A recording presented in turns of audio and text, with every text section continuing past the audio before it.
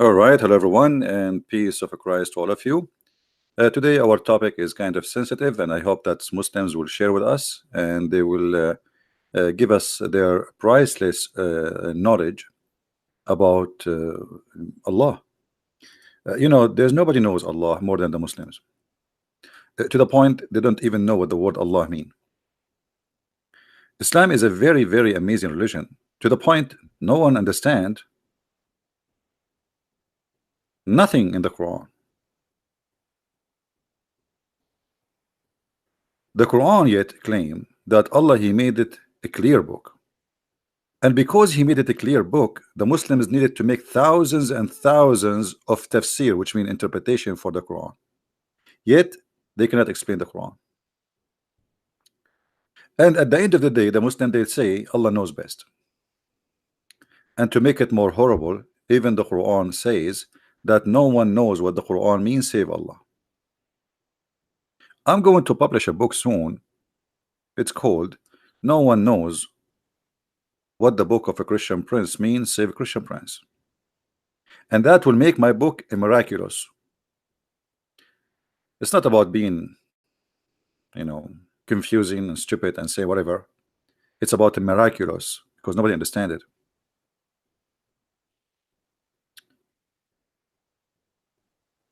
My Skype is open for any Muslim is willing to call us live on air. Please feel free. If you go on YouTube, you will find thousands and thousands of videos about where is Allah. The Muslims, they are trying to tell us, they are trying to figure out where is Allah. How even He exists?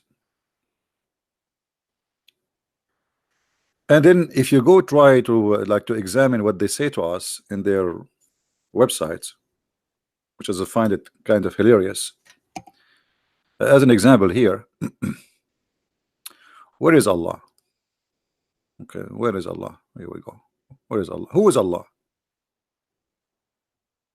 If you read how the Muslim they give us the definition of Allah, you will die laughing. Allah is the proper name applied to true God. That's who's Allah. So all what you know about your God, that His name is Allah. Okay, what Allah mean? They don't know.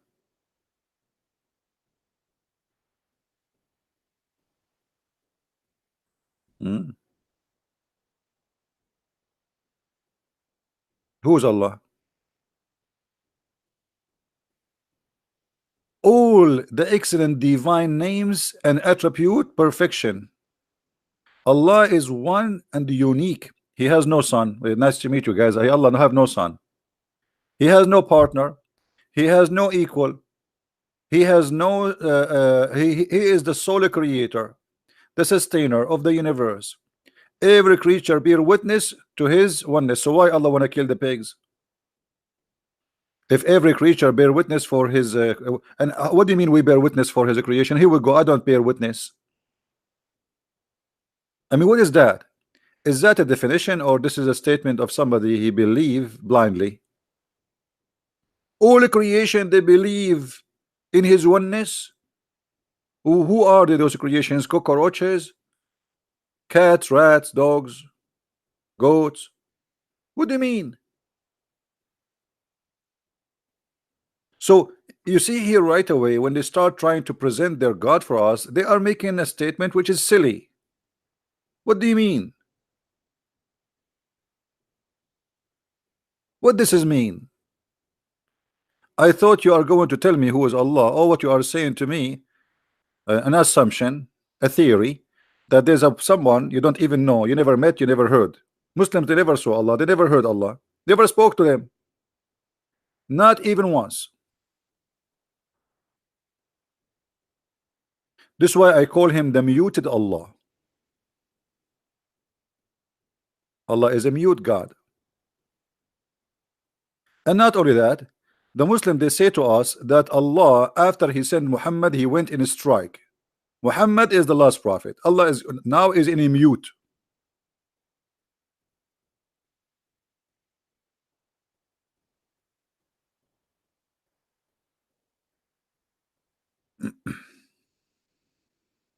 And then if we go down, you will see Every creature bear witness to his oneness, divinity, and rububiyyah. Like, you know, supposedly the Muslims, they are making for us like an article, and their article is in English, and then they say rububiyyah. Like, supposedly you know what rububiyyah mean. I mean, like rububiyyah. Okay, what rububiyyah? And then here, I info of Rabb,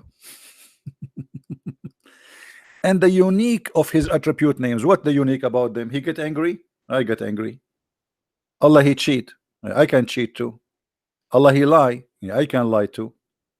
Allah is a deceiver, I can deceive too. Shaitan is a deceiver too. What is unique about the attribute of Allah? What is unique about his attribute? And then they quote for us a verse from the Old Testament, copying it and put it in the Quran, and they say there is none like unto him. But if this is the case, if this is the proof, who is he? Well, here we go. The God of the Christian, they say the same. And not only that, none like me too. Do you know, according to science, that there's none like me? Does that mean I'm God?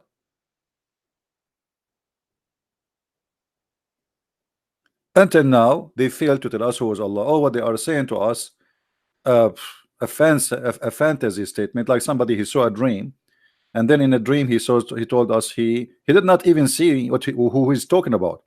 Like the Muslim did not even see the one they are talking about.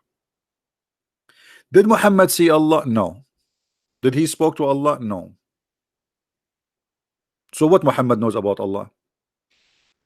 What Muhammad knows about Allah, that there is a guy, he came to him and he squeezed him, and he told him, read in the name of your Lord. That's it. How we know that the one who squeezed Muhammad is not the devil? And since when, in order to make you a prophet, I need to squeeze you? What is the purpose of the squeezing? Muslims, they take things without checking it out. An angel of God, yet he is squeezing his prophet. Why?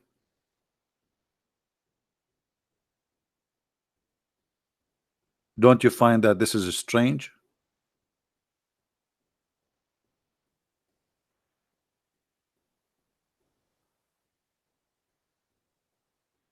The first time the angel he came to Muhammad, he hold him so tight and he squeezed him 3 times. Okay, why? And Muhammad did not even know who is the one is squeezing him. And not only that, he did not even ask him who you are. Have you ever heard of somebody squeezing somebody? He don't ask him, who are you? Stop touching me. Maybe the prophet, he used to be squeezed, so it was normal for him to be squeezed. That's why he didn't ask, who are you?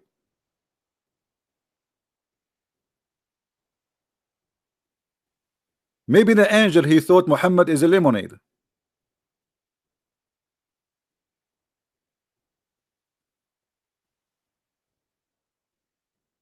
All the story does not make sense.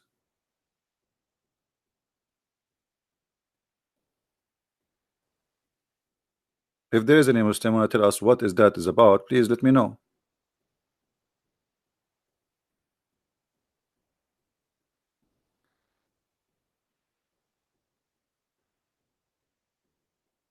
Do we have any Muslim in the chat? My Skype is open, in case you do not know. If you like to call me, and you are a Muslim only, please. Only Muslim are welcome to call me live on air.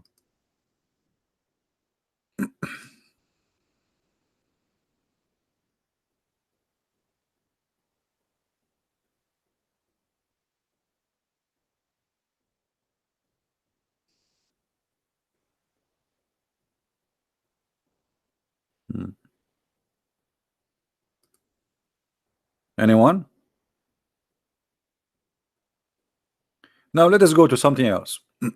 In the same article, they say to us, there is no one share his dominion. So what do you mean no one share his dominion? Isn't it Muhammad, he says that his name written in the chair of Allah? Is that the dominion of Allah? The chair of Allah is not even free from the name of Muhammad. When a Muslim convert to Islam, what he have to admit? He have to say Shahada. What the Shahada? Is it saying that God is Allah? No. You have to say Allah and Muhammad. So Muhammad and Allah, they share dominion. Not only they share dominion of the share and the authority, they share the dominion of knowledge. If you go and search in the hadith,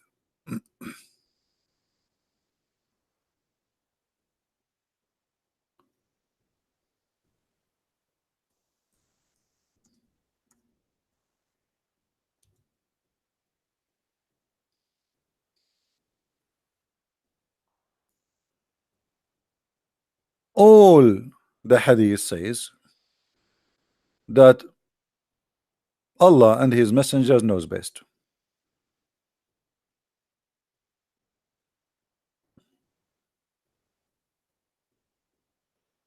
Is the dominion of knowledge shared by Muhammad, which mean Allah and Muhammad, they have the knowledge?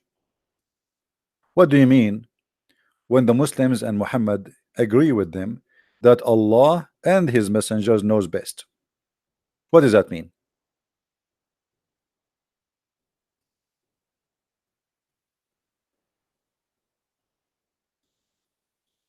Hmm?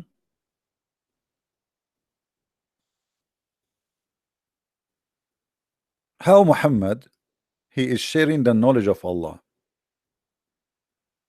And you notice how they associate the name of their God with the name of the man who his name is Muhammad, claiming that Muhammad have the knowledge of Allah and Allah share the knowledge of his own with Muhammad.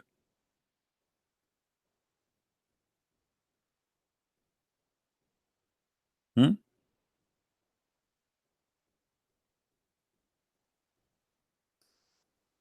Allah and his apostle knows best. You see, if I say that me and Elohim knows best, that means I am claiming that the God of the Christians and me knows best. I have the knowledge of God and no one else have it. God, he shared the domain of knowledge with me.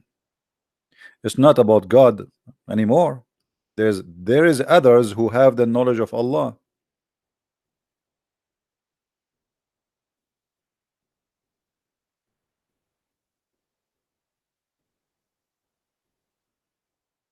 Do we have any Muslim want to say anything? In the top of that, the Muslims, they say to us that Allah, he sent 124,000 messenger.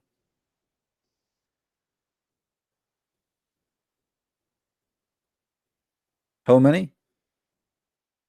Don't you think the number is small?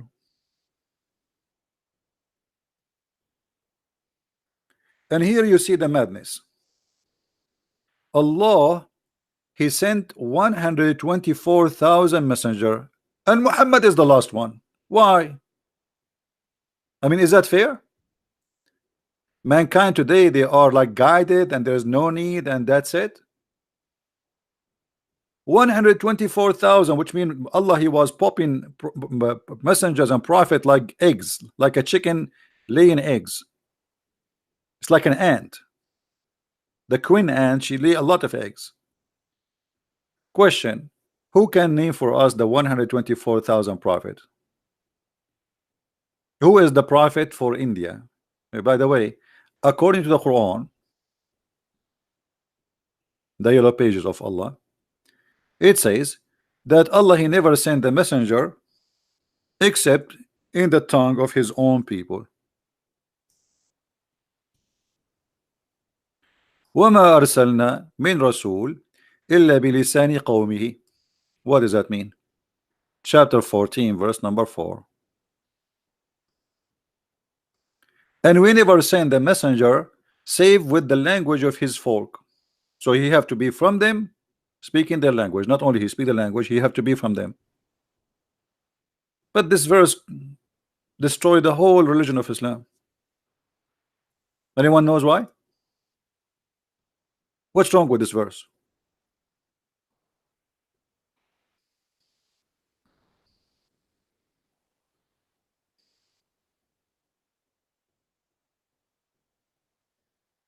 What do you think, guys?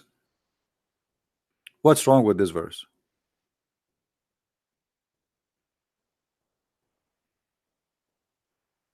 How old is Earth? That explains the huge number of prophet. My friend, your God Allah, He created the Earth, and then the Earth is supposedly the history of man since the time of Adam, and the time of Adam is not long, really far. So where is the prophets? I'm asking very simple questions. India alone have hundreds of languages, hundreds, I think maybe 400 languages. That's mean Allah He should send 400, at least 400 messenger to India alone. 400 prophets. Name one. Can you name one for us? And this verse have a problem, big problem. Actually, Islam is shish kebab because of this verse. Who noticed what the problem with this verse? Who noticed? This verse is a disaster. This verse is a disaster, proving that the one who wrote the Quran is an idiot.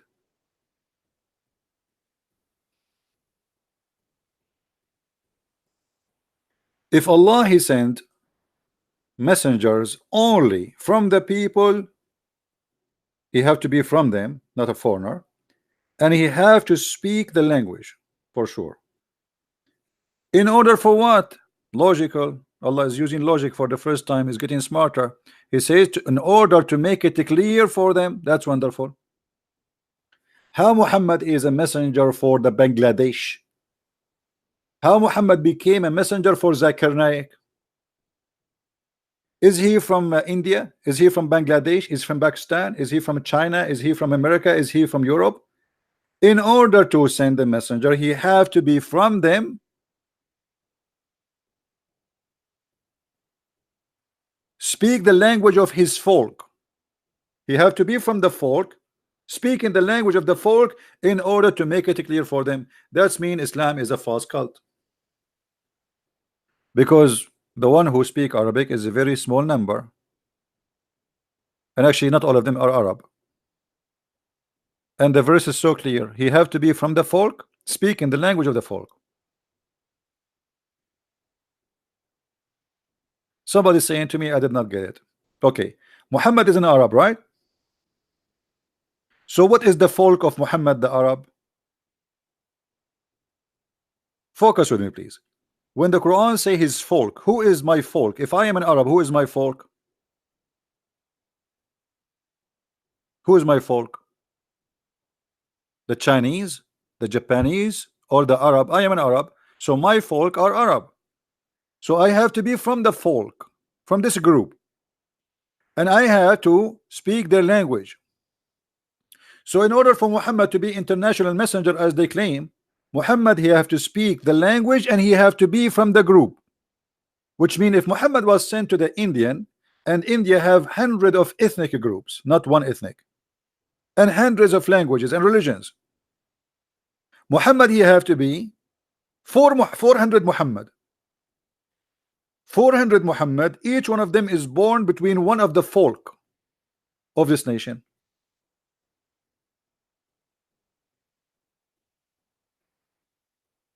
Are you getting my point?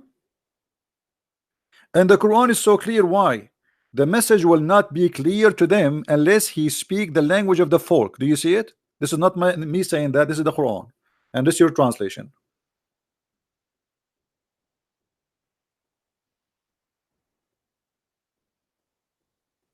So Muhammad is a false prophet because Muhammad is not from the folk and he don't speak their languages.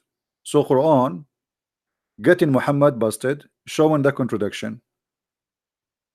And look, the Quran make it clear, we never sent. Do you see the word we never?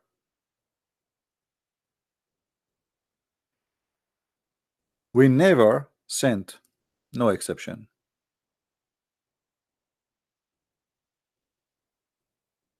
We never sent a messenger save he speak the language of his folk.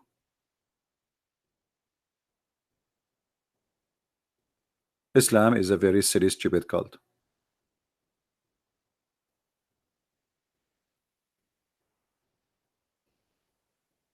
Blugly, we don't want to change the topic. Let's focus on this topic in front of us. So here you notice that the 124,000 messenger, they have to be, each one of them at least, speaking the language of his people. But if we go in the Quran, we will find that the most of the messengers are to the Jews. Allah did not send. Did Allah send a Muslim messenger for the American Indian, who there are many tribes and many languages? Did he send to the Chinese, who there are many nations and many languages? Did he send to the Russian? To what is that is about? And when the Quran says, in order to make the message clear for them, that's mean Allah will not send the message unless it is in your language, so you will understand it. Is the Arabic a clear message to Zakir Naik? Shabir Ali, Zakir Naik, Ahmed Didat, all of them, they share one thing: none of them speak Arabic. I made a video about Didat, the funny Didat, who is making himself a scholar, but yet he do not know how to read Arabic. You believe it?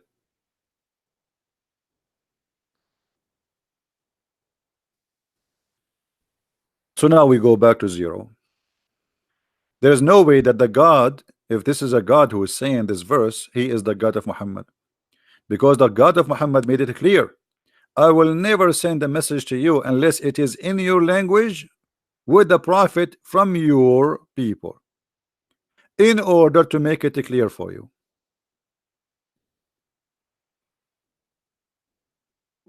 That's mean Islam, all of it is a garbage. The whole idea. Here we go. I remember the Quran says, if the Quran is not from Allah, you will find in it a lot of contradiction. CP, you cannot even speak a classic Arabic. What do you mean I cannot speak classic Arabic? First of all, there's nothing called the classic Arabic. But if you mean the Qurayshi Arabic, I speak it fluently. What does that mean?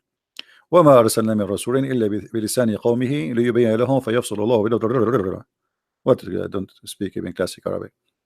Arabic is not really a language by itself. Arabic is many languages. It's a collection of languages.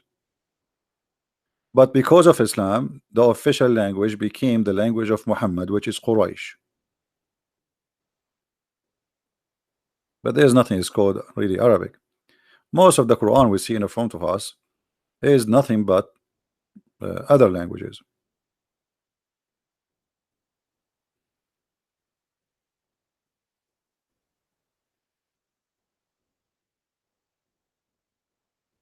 And just to show you how Islam is funny, if you remember Muhammad, he said that Allah, he sent him the Quran in 7 dialect.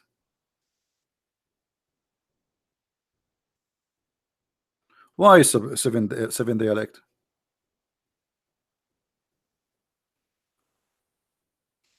Why is that? Muhammad, he explained, he says that because the Arab cannot understand the Quran. Imagine the Arab, who they are Arab, they cannot understand the Quran in one dialect. So if the Arab, they need 7 Quran, how somebody like Zakir Naik can understand the Quran? The Arab, they needed 7 Quran, 7, not 1. Muhammad, he claimed that Allah, he sent him 7 Quran. Read carefully with me. This is Muhammad is talking. Jibril, he came to Muhammad and he said to him, Allah has commanded you to recite to your people the Quran in 1 dialect. Okay, so Allah what? Said to him, read the Quran in 1 dialect. Look what Muhammad said. Muhammad don't like that. He said, I ask Allah. What's wrong with this page? Keep moving, dancing. Somebody playing music? I ask from Allah burden and forgiveness. My people are not capable of doing it. Okay, hold on. The people of Muhammad, one tribe, it's one tribe. The Quraysh is a small tiny village. It's a small tiny, actually we cannot even call it village. A small tiny village who speak one language, and they are one tribe, and they speak the same tongue, and they are not capable of doing it. Okay, so what the solution? He want more Quran in different dialect. Then he came for the second time. He who? Jibril, the one who squeezed people, you know. If you ever see somebody squeezing you, like this is you became a prophet. So Jibril came for the second time and he said to him, Allah has commanded you to recite the Quran to your people in two dialect. What? So now we have two Quran, but that will not work. Upon this, the Holy Prophet said, hey, hello. What are you talking about? I seek pardon and forgiveness from Allah. My people would not be able to do so. Okay, so now we have two Quran. Still the Muslims cannot understand the Quran and they cannot even like read it. It's not enough. Two Quran. So Jibril, he came back for the third time. Jibril is like the pizza boy. Go back, go back, go back, you know. Okay, he came for the third time. And he said to him, Allah has commanded you, brother, to recite the Quran to your people in three dialect. Are you happy, Prophet? The Prophet, no, he's not happy. He said to him, no, no, oh, hold on, hold on. I ask pardon and forgiveness from Allah. My people are really very stupid. They cannot handle it. My people would not be able to do it. Then he came for him for the fourth time. Like, what is that, man? Is that a joke? Is that a joke? If the Arab cannot understand the Quran unless it is 7 Quran, how someone who live in Bangladesh he can understand the Quran?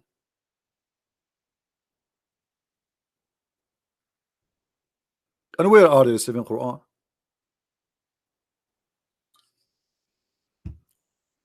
And in this story, and then the angel he keep going backward forward until it became 7 Quran. 7. That's it. Perfect. Perfecto. Isn't it Allah all knowledgeable? Muhammad is correcting Allah order. Allah he says be one dialect. Don't Allah knows? Look like Muhammad is out to smart his God, because his God he thought one Quran is enough. Muhammad didn't agree. 2 Quran is enough. Muhammad don't agree. 3, 4, 5, 6. Muhammad don't agree. At the 7, Muhammad he said, okay, now that's fine.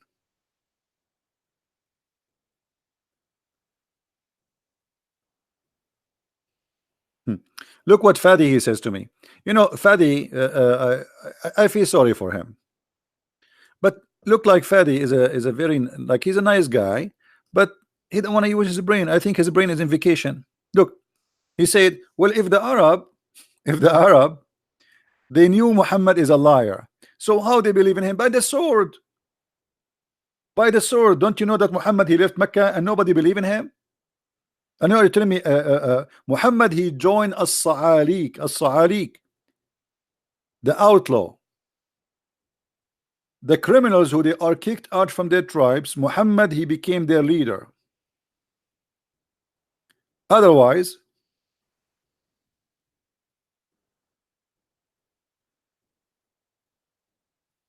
the Arab they said hundreds of times that this is nothing but stories, fabulous stories, fairy tale story, and you are acting as if you don't know. They accuse Muhammad that he is stealing information from many people who they live as slaves in Mecca, Assyrian slaves, Syrian slaves who speak Hebrew and speak Aramaic. And Muhammad he answered them in the Quran, saying to them, and we know well that they say only man teach him. They knew he is because he go and listen to those guys, and falsely, you know, because this is a clear Arabic. You know what a clear Arabic? We just show you where it says in the hadith that the Arab cannot understand it. How it's a clear Arabic yet he needs 7 Quran. I mean, do you see how clear it is? It's a clear Arabic, but yet he needs 7 Quran. But what is behind the 7 Quran for reality? Muhammad he cannot repeat the same verse twice. So in order to cover his lies, he says, oh yes, actually there's a video made by a guy, his name Samshi. I don't know if you know him. Shamshi,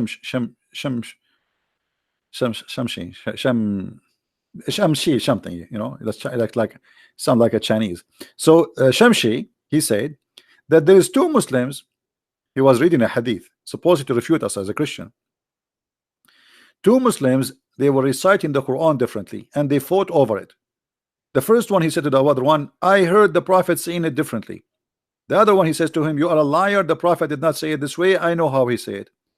Then one of them, he dragged the other one to Muhammad. He said, I wanted to kill him because he is reciting the Quran wrongly. The Prophet said to him, okay, you recite. The man recited. The Prophet said, okay, this is correct. The other guy, he said, but Prophet, he said, okay, you recite now.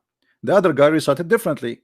Muhammad, he said to him, that's correct too, because this is how Allah, he sent it to me. He sent it to me in 7 ways. So Muhammad, he, in order to cover his ass and his lies, because he cannot repeat the word of Allah twice correctly, he needed to fabricate that Allah, he sent him the Quran in 7 ways.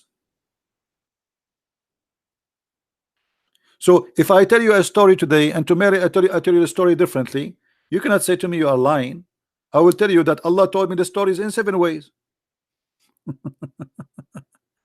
You know what I mean? This is the whole idea behind this is seven. You know, did Allah send Musa's 7 Torah? Did Allah send the Injil to Isa in 7 Injil? What is that?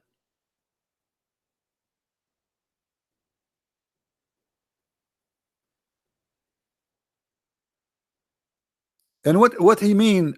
My people are not able to do so. So how somebody who live in Pakistan now, he is reading translation is Yusuf Ali and it's enough for him? The Arab who speak Arabic, they are not able to do so.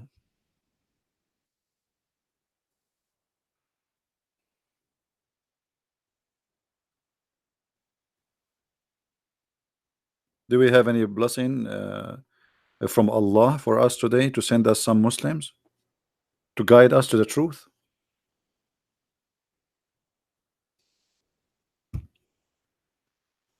I want a Muslim to guide me so I can get the versions.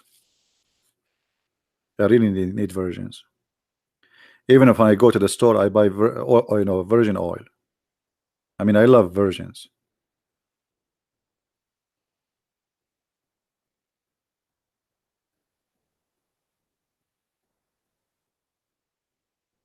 Where is the Muslims?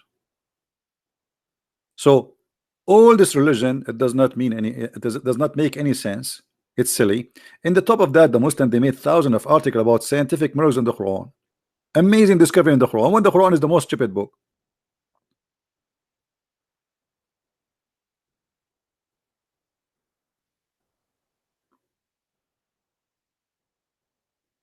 Now after Allah, he sent the Quran in 7 letters. Do you Muslims even explain the Quran? Do you even understand the Quran?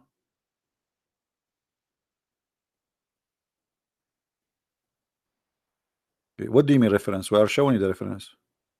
Reference for what? The one in the screen? Anytime you see something in the screen, you can freeze it and you can type the exact word in the screen and you will find it in Google. Prophet Google is very helpful.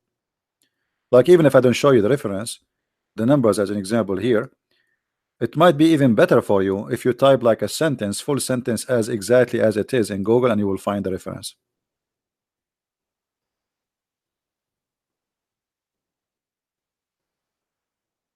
Who is a Muslim would like to show us something? We are willing to change the topic, by the way. If you are willing to show us a proof of Allah existence in any way, in any mean.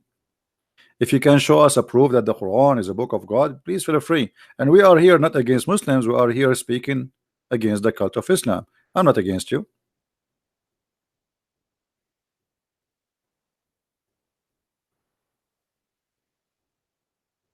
Yeah, we spoke about that, ABC, about the death of Muhammad. You can watch my previous video. If you go back in my channel, it says who killed the prophet. You can watch it. Do we have any Muslim would like to call us?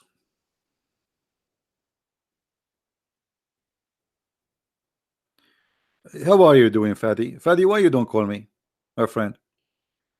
Guys, what do you think if we give a Fadi a chance to call us and show us something powerful about Allah? Anything. anything to make Islam look better.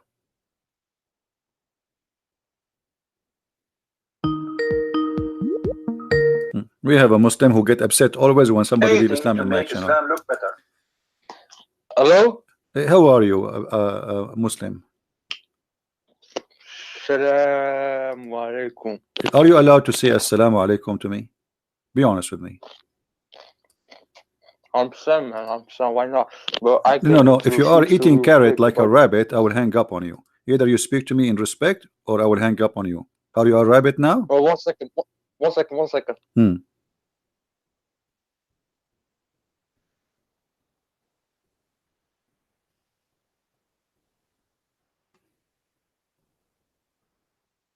By the way, rabbits are Muslims too.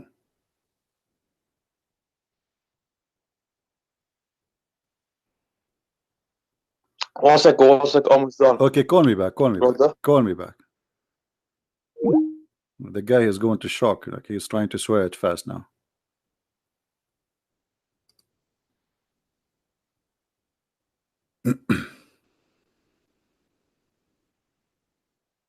This guy, each time somebody leave Islam, he called me right away. He says, this guy is a liar. He's not Muslim. He cried badly. I feel sorry for him. And just wait, he himself will leave Islam sooner or later. If you are a Muslim and you have a knowledge in any way, and you think you can give us something solid, good about Islam, please feel free. We like to hear you.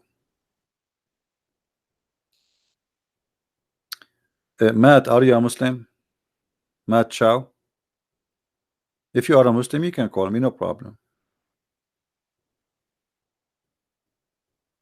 You do not need to ask me. If you are a Muslim, call me.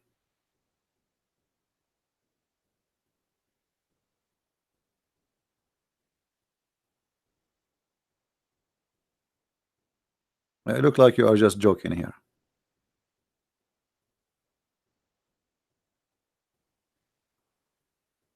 Do we have any Muslim would like to call us? So as you see, by the way, do you know that the Muslims in Saudi Arabia, they fast 1 day, or they break their fast 1 day earlier? Look what happened in Saudi Arabia lately. This is the TV station of Al-Arabiya, the official TV stations of the Kingdom of Saudi Arabia. They announced the day of the end of Ramadan a day before because they thought that Mercury is the Hilal, the crescent moon. Do you believe it?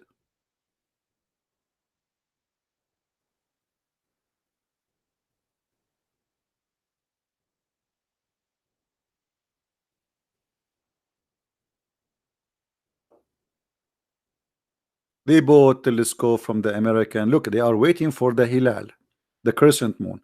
And then at the end of the day, they thought that Mercury is the crescent moon. And now all the Muslims in Saudi Arabia, they broke their fast a day before the end of Ramadan.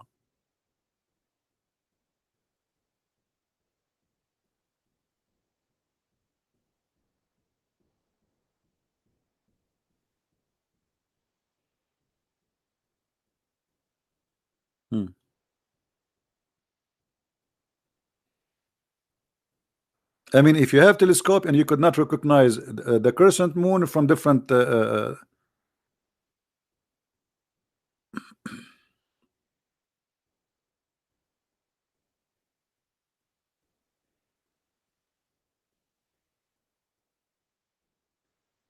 right, Shikika, I'm glad that you are using the knowledge with your mother-in-law, and I hope soon she will leave this cult. So what happened to this guy? Is he going to call us?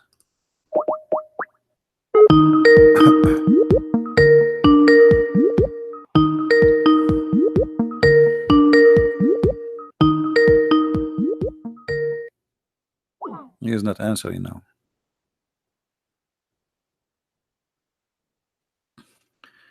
Anyway, Islam is very easy to prove to be a stupid cult, and you do not need to be a genius to prove it. And here we go, we are here to challenge. You see, Those who claim they have knowledge in Islam, do they dare to have an open line like us and take calls? I will call you. Like this guy, his name Nu'man Khan. Nu'man Khan, he received text messages from girls, but not from me. Can I text you? Can I call you? What about Zakir Naik?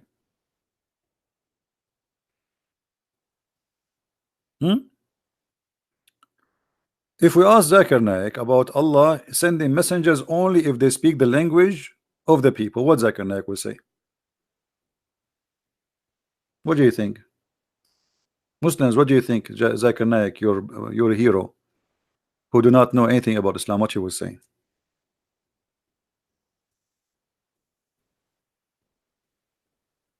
He will come with a fabrication. Let us call him.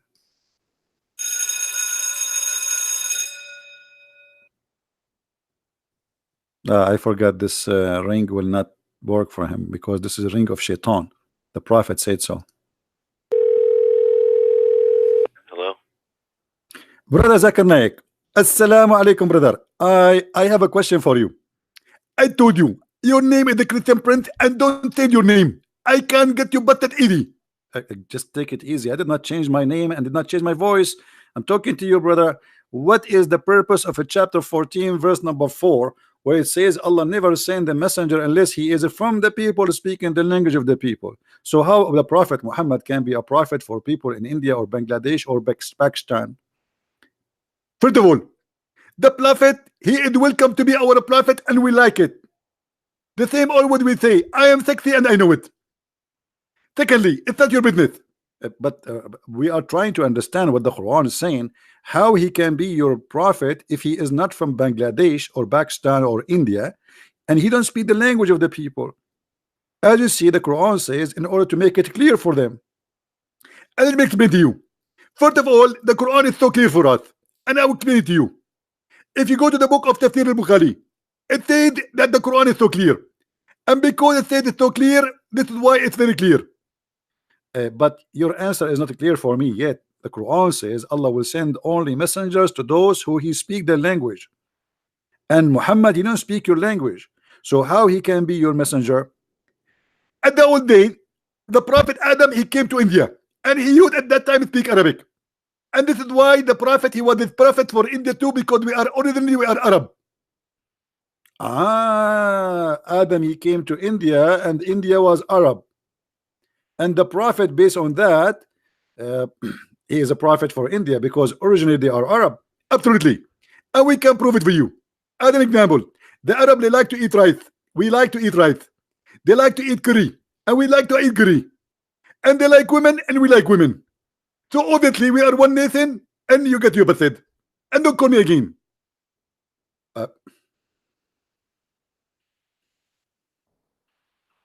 The proof that we are all Arab, that's they eat curry and we eat curry. They like women and we like women. Okay, I got a point. I like curry too. I mean, he put me in the corner.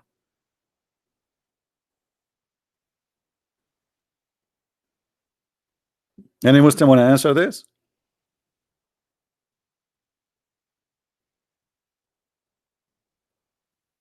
How Muhammad can be a prophet to India, Somalia?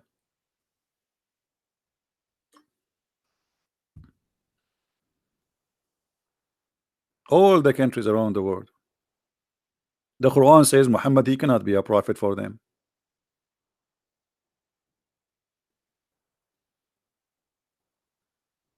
And by the way, here there's another mistake. Does the Quran says Allah will send it to his folk? But isn't it the Quran say that Allah, he sent sent Moses and Aaron to Pharaoh?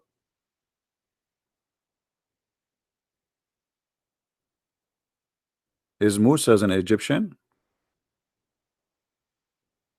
The Muslim, they say to us the only messenger who is a messenger for all mankind is the Prophet.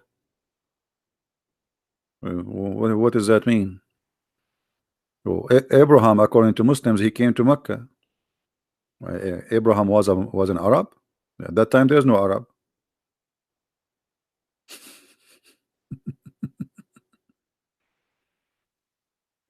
Who is a Muslim would like to call us?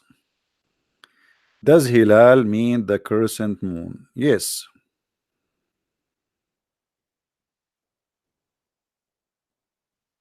Yes.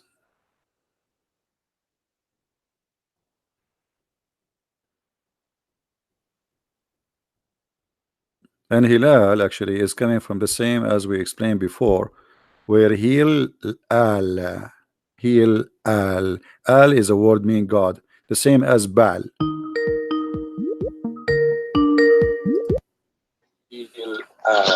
Al is a word meaning mute God. YouTube. Mute YouTube. Oh, give me a sec. 1 second, brother. There's many Muslims are leaving Islam, and today there's many they will leave. Are you going to call me after they call and they leave Islam? You will say to them they are liars as usual. No, but if they lie, of course somebody has to correct but them. you lie to me too if they are lying. I mean, how you know they are lying? Are you Allah? No, but you can just tell. I think you are God. How you can tell that? You know, I mean, but let us go here. Listen, the Prophet said that Allah told him after he squeezed him the angel Jibreel, he gave him this verse, says, we never send a messenger save who speak the language of his folk, so they might understand the message clearly. Yes. How Muhammad then became a messenger for all mankind if he don't speak the language of the folks and he is not from the folk? Brother, so what this verse is saying, it's saying a past time. It doesn't say now and in the future. Where it says in past time, where it says that. Wait, let me open YouTube. Is a verse now in the screen? Yeah, it's in the screen. Okay. All right, it says Bismillahirrahmanirrahim. It says, and we never send a messenger save with the language of his folk, that he might make it clear for them. So it says, and we have never sent in the past time. But isn't it this is in the time of Muhammad? He's speaking now, Muhammad. He gave this verse to Muhammad, right? No, but it's talking about the past time. No, did he give this verse to Muhammad? Now, when the Quran also says, like, no, hold on. Did he give it to Muhammad? Okay, did he give this verse to Muhammad or to a different person? He gave it to Muhammad. Okay, talking about when Allah he gave this verse to Muhammad, at that moment, was Muhammad a prophet or no? Alhamdulillah, of course. Okay, so he was a prophet, so he just said, and we never send a messenger save with the language of his folk. At that moment, until that moment, we never sent, and the time of what? At the time of Muhammad being exist. So until that moment, which Muhammad is receiving this message, we never send a messenger except he speak the language of his folk. So how you say to me, in the past? Yes, in the past, but in the past, in the time of Muhammad, which means in the present. In the present of Muhammad, and since that present, we never sent any messenger unless he speak the language of his folk. So he have to be from the folk and speak in their language. So how Muhammad can be a messenger for the Indian?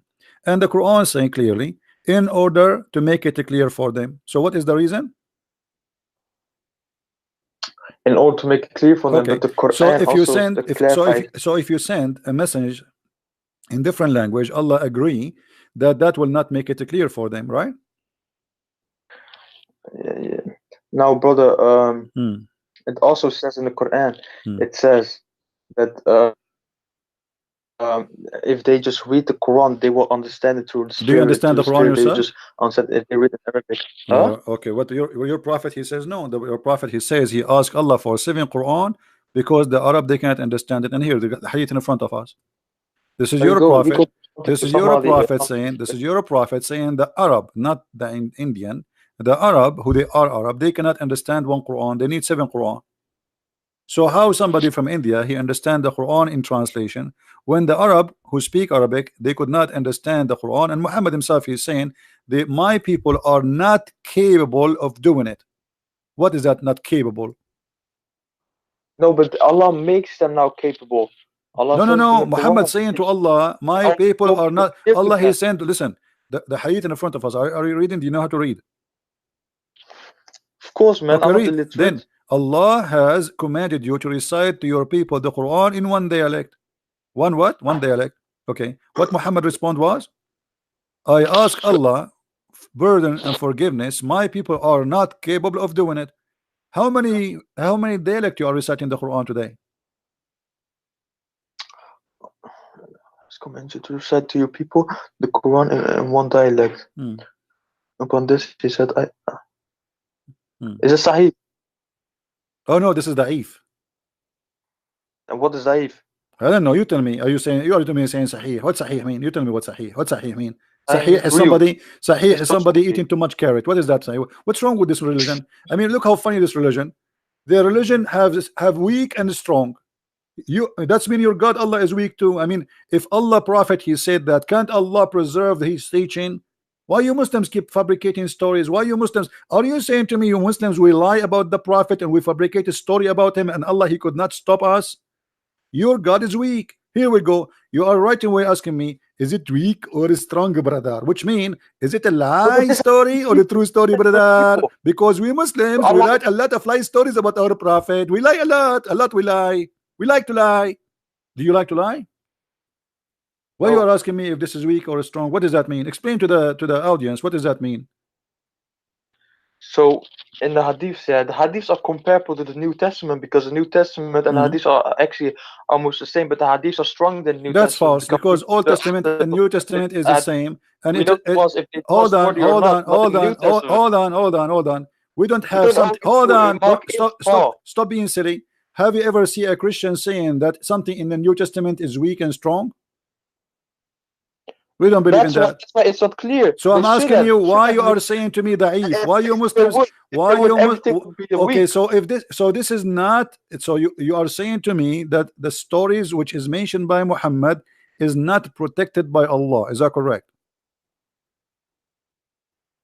Allah said in the Quran, He said, "We have brought you the Quran." Is it now not clear? So why this story is written there? If the Quran is clear in one dialect, why you have the Quran in 7 dialect?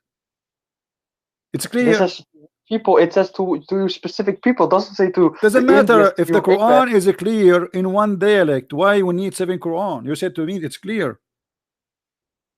Oh, no, what do you mean by 7 Quran? There are not 7 Quran. There's 7 Quran. There's Quran Warish. There's Quran Hafiz. There's many Quran. You have no idea.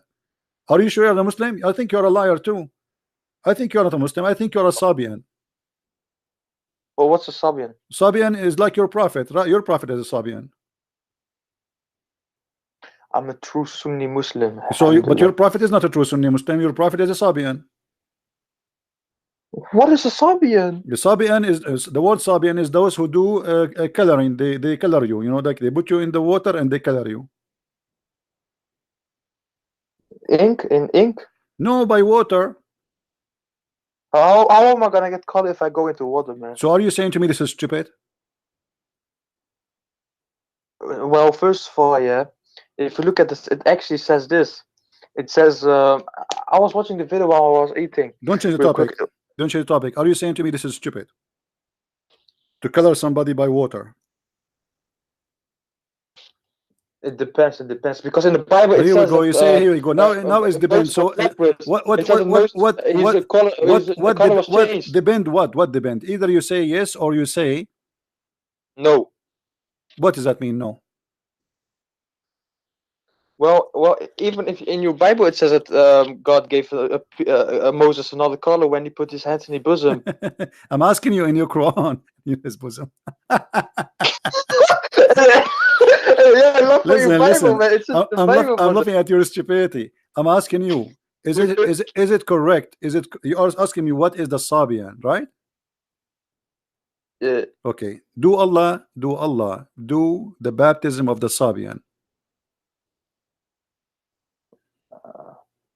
So Sabian, I don't know. You tell me. Read carefully with me. Chapter 2, verse number 138. Is it Quran? Yeah, this is Quran, but this is weak Quran. No, Quran strong, brother. What does that mean? You said to me the Quran is clear. Yes. What is the color of Allah? From Allah. It doesn't say of Allah. It's just from. We take our color from Allah. Okay, explain to me. What does that mean? And the best who do coloring is Allah. What does that mean? Who is better than? Allah what is the color? What is the coloring Allah He do? No, it just colors you. It give you color, right? What color? What is that color? Explain to me. Okay, no problem. I'm trying to understand. Allah He color you. He color. No, Allah don't color us. What do you mean? What do you mean no color? Who You tell me. You said the Quran is so clear. Okay, explain to me. Allah how He color us. What does that mean? So it just means anything. Like Allah made the earth. Allah made the seas. This is not the question. It says Allah He gave you color. It says Allah He gave you color. Okay, the color is from Allah. What coloring is mean? Well, are you an atheist now that you're gonna say the color came out of nowhere and not from God? What this have to do? You said to me the Quran is clear. Allah is coloring. What coloring what? And what color He is using? We take our color, so it means. So okay, before Allah He gave us our color. What our color was? Because when you say coloring, that's mean you used to have different color. Coloring obviously is not the original. Like you steal my bicycle and then you color it. So this is not the original because you used to have different color. Allah is coloring you now. So what is the color Allah He cover and what is the new color? Well, I don't see where you see that this is not the original color it's talking about. It says coloring. No, it doesn't say. It's not color. Okay, take a color okay. Allah He gave you a color. Before you have the color, what do you have? No, but this end, who is better than Allah at coloring? That's something different. Okay, don't you think this is stupid? What do you mean? What is the best? Explain to me. What is the best than Allah in coloring? What does that mean? You said to me the Quran is clear. Allah is comparing Himself to a printer. I have a printer who do coloring. Allah is better than the printer in coloring. In which way? How? Well, we say that Allah deserves every title that He's the best of. This is not the question. This is not the question. Don't change the topic. Deserve every title like what? A fool? What title? I'm asking you what Allah is saying here. He is the best of coloring. He's comparing Himself to who? Because when you say He is the best of coloring, that means He is comparing Himself to others. Who are the others? Anyone, a living creature, something. Okay, so Allah is comparing Himself to creatures. I thought you cannot compare Allah to His creatures. Wait, are you saying that God in the Bible it doesn't say that God is the most high? He is the most. So when God Allah He says this is how the people they speak about their God. He is the most high, but a God is not the most high. He is what the word high is a phrase of a statement. It's not about how high He is. There's no high because simply the sky around us, what is up today is down tomorrow. The earth is going around itself. So stop being a fool. Don't mix things up. Allah is the best of caring. Best of caring to who? Compared to who? All right. Do you think God is the This is an action. This is an action. The action. Allah is comparing the action of caring to who? And what coloring they do?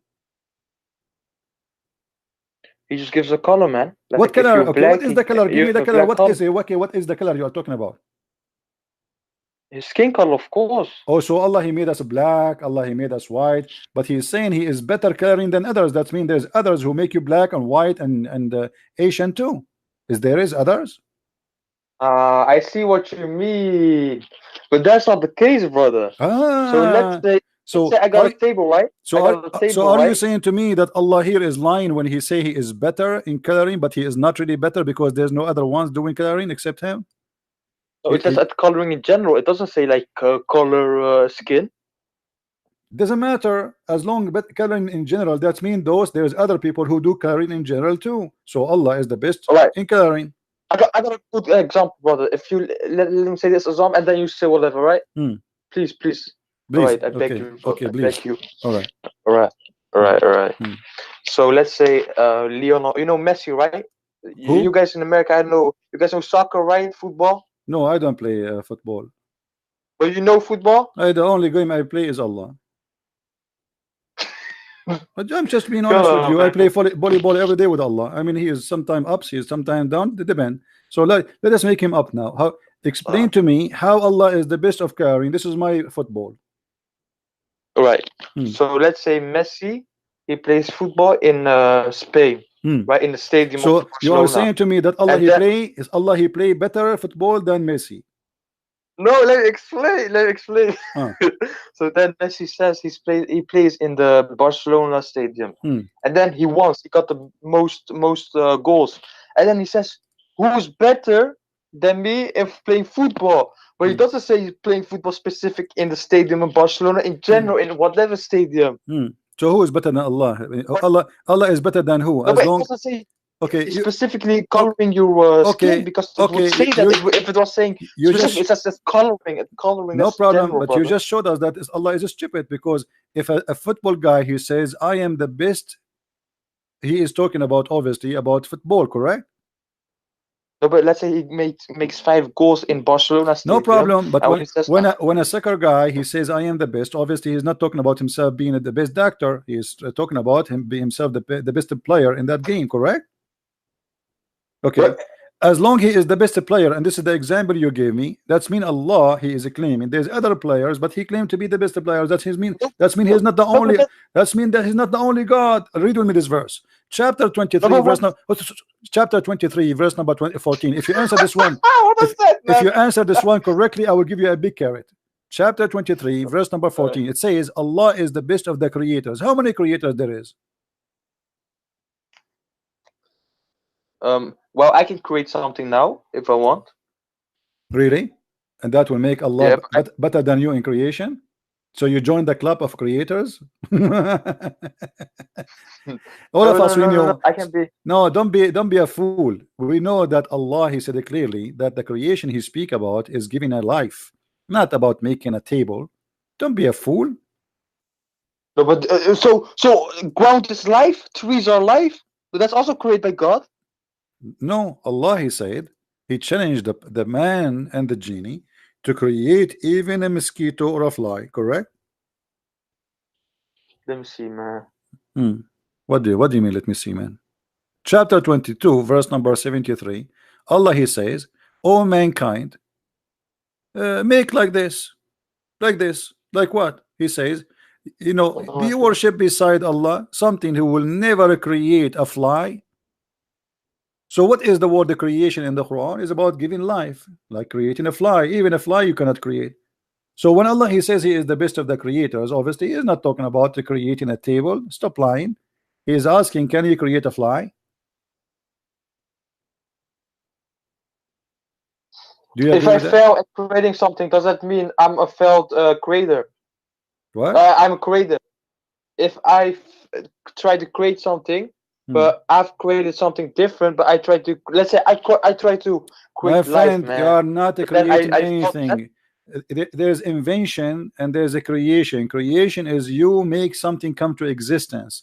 Invention is something else. Invention, I can stop fooling yourself. In the religion, when we say creator, we mean the one who create things, bring them into existence. Like example, life. Adam, he was a dust.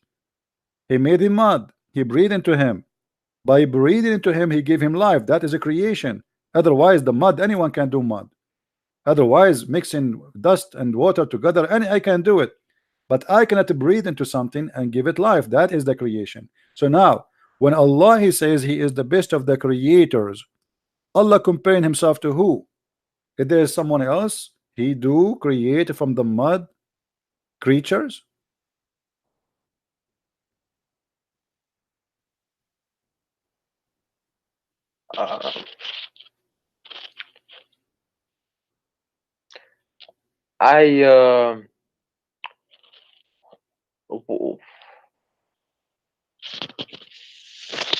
Do you want to call a friend? Probably, man. What about you take a carrot? No, I already ate the carrot, man. So like the carrot is not working. We need something else. What about camel urine? The Prophet, he ordered Muslims. Are you drinking camel urine? I think your weakness because you don't. Tell me where the Quran says drink camel urine. What about it? Oh my. Wait, brother. Wait, my mic dropped. 1 second, brother. Your mic dropped? Say again? No, my mic dropped from my ear. So now what we would do with Allah is the best of the creators. Do you think he is lying? He is exaggerating. He is saying he is the best of the creators, but there's no other creators. He's a liar. Well, I think this is subjective, man. You know why? You keep doing it this way. I think it's subjective. You know why? because somebody might read this here means in general, but somebody else might read this that is like creation. Let me Well, ask it doesn't, since it doesn't specifically say. Okay. Okay, hold on. For you know what? Life. Hold on. You see how clear the Quran for you? Obviously, it's clear. And you, I mean, the Quran is so clear. Here it says, "And we have created above you seven baths." What does that mean? The Quran is clear, right? There's 7 ways Well, above above you. There's 7 ways. What is that? yes. What is that? And with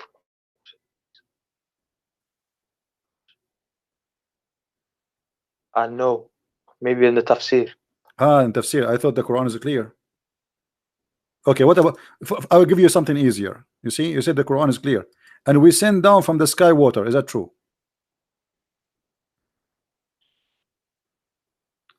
Brother, when you accept that the Quran is Don't the change truth, topic. yeah, Is it you true? accept Is it everything true what that is in it. it true that the water is coming from the sky? Yes, from the clouds. So where is the ocean coming from? I thought the cloud is coming from the ocean. Water in measurement, and we give. Which one is created first, the cloud or the ocean? No, the cloud. Look. Even before there was any water, there were no clouds. I'm asking you. So which one? Okay, no problem. I'm asking you. Make it simple for me. You know, I'm not smart like you. I don't eat carrot too much. Which one is created first, the cloud or the ocean?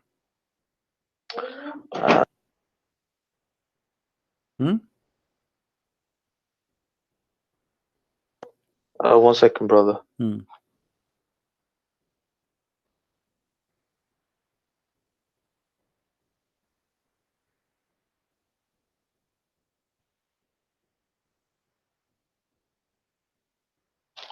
Could you repeat that question? Sorry. What do you mean repeat the question? I just said the question to you 3 times already. Okay, I will squeeze you this time with the question, because Muhammad, he was squeezed when he became a prophet. So I will squeeze you 3 times and give you the question. Now the question is, which one Allah created first, the cloud or the ocean? Does it say somewhere? Well, it says here, and we send down from the sky water in a measure. Yes. Okay. Yes. Okay. So which one Allah he have created first? Water. From where it's coming? From skies, not clouds. It doesn't say clouds, the skies. From the sky. Okay, no problem, guys. From the sky. So it's not from the ocean, it's from the sky. But even the atheists, they believe that water came from a meteorite from the sky. From meteor? Yes. So there is a meteor was full of water. Okay, hold on. The atheists, they believe that there's a meteor full of water and dump in the earth, and he's like a balloon full of water and explode. That's amazing. Let us see what. Hold on. Yes. What do you say about this? You said to me that the sky is coming from the sky, right? You said to me it is coming from the sky, correct? So what this hadith is saying now here? That Allah, before he created anything, even before he created the earth and the heaven, his throne was upon the water.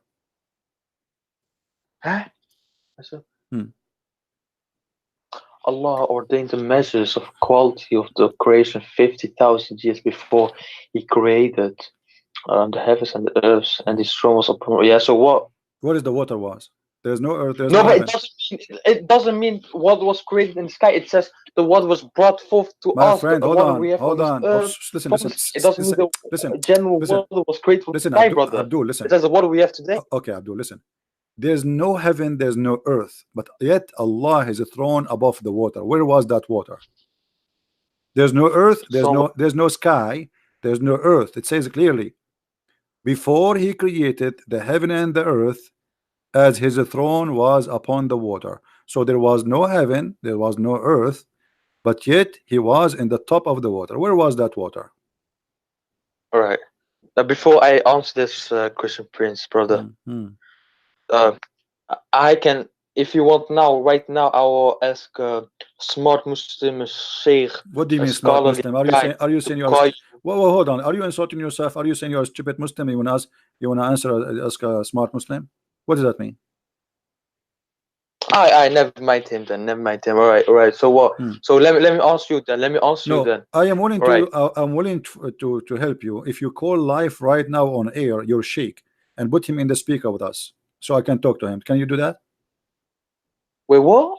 Can you call your sheikh right now, the shaky sheikh, the one who do belly dancing always for you?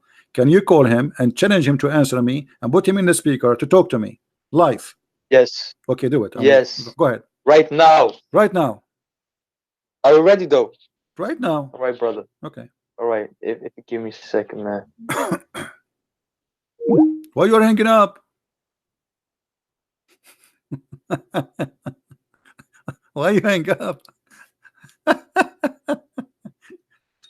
He will never talk to me. Why you hang up?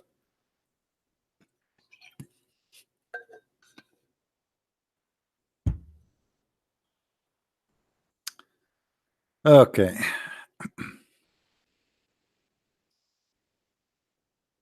Oh boy. Do we have any Muslim in the bushes?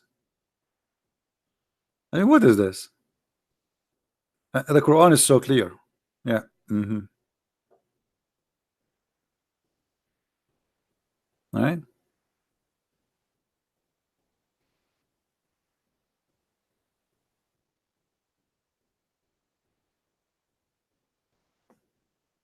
One of the funny thing about the Quran that Allah in the Quran keeps saying, "Did you see?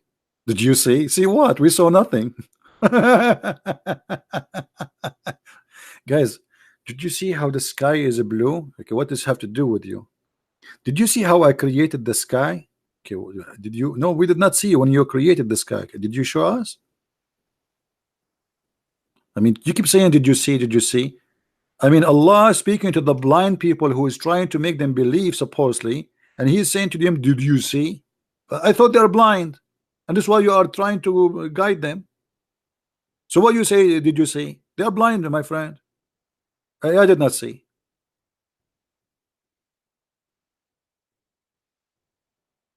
Any Muslim did see? They are the only nation who witnessed for something they did not saw. Let us take Shahada. Shahada means witnessing.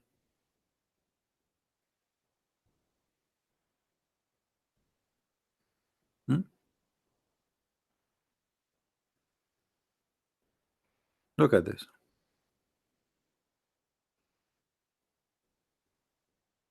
All of this is speaking about, didn't you see?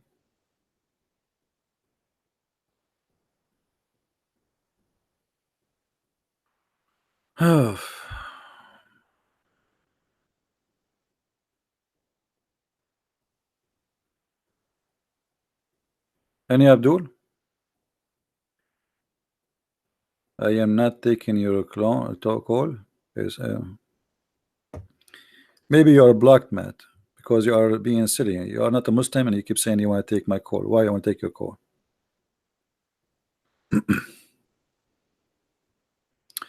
Any Muslim?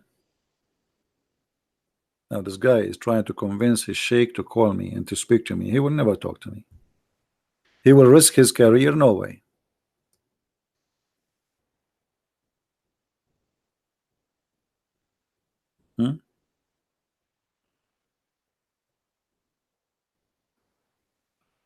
One of the funny things,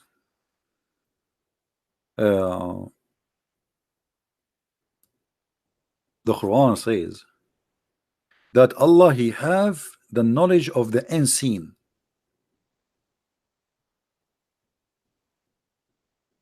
And He can see.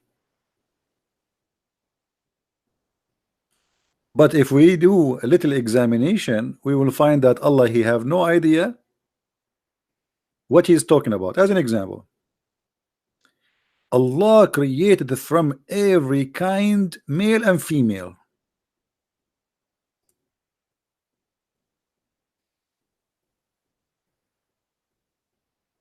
Allah is the Lord of the series,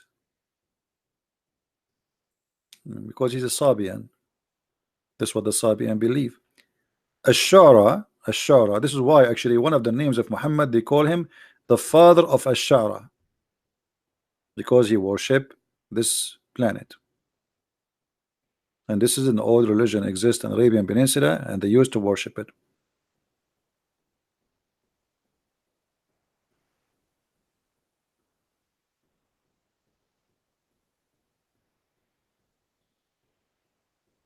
Don't you see that Allah is the one who give life and give death? No, I did not see.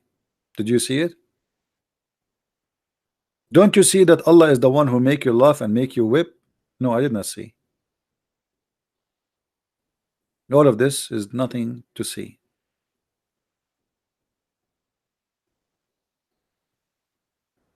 And here you find another stupid statement in the Quran, that Allah, he claimed that nobody should pay for the sin of somebody else.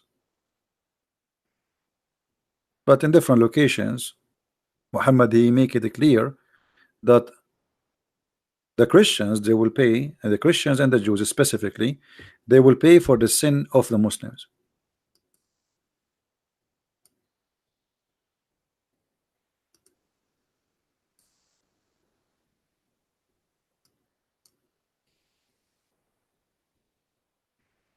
It's a chain of contradictions and stupid stories.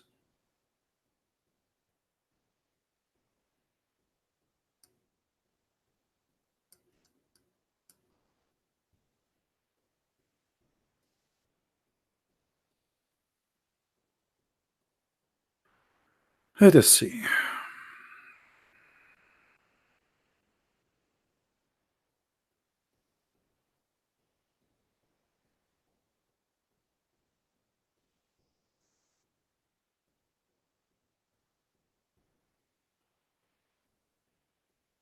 You see how stupid is called?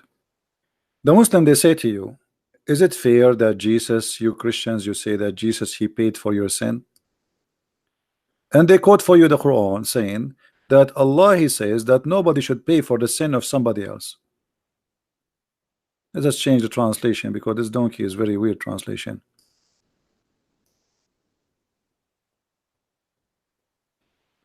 No burden person with sin shall be bear a burden of sin of another. Quran. Okay, so what Muhammad is saying here?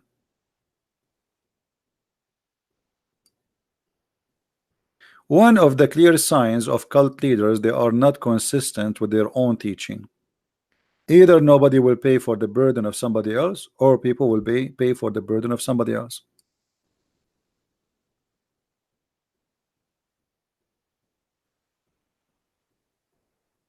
Any Muslim? Which one should follow? Muhammad teaching or Allah teaching? There would come people amongst the Muslims on the day of resurrection with as heavy sins as mountain. Look how big the sin is, and Allah would forgive them, and he would place in their stead the Jews and the Christians. But Muslim, they say nobody should pay for the sin of somebody else. So why we are paying for sin of Muslims, which like mountains? I thought we will be punished for our sin. Muhammad, he says no. This is a hadith. Hadith mean Muhammad teaching, Muhammad statement. This is what the Muslims call it, hadith. I call it pupu. And this is the reference if you want it.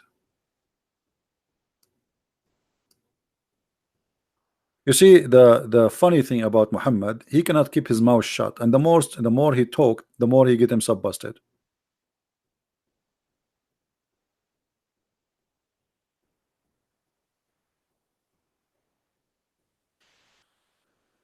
Matt is not a Muslim, guys.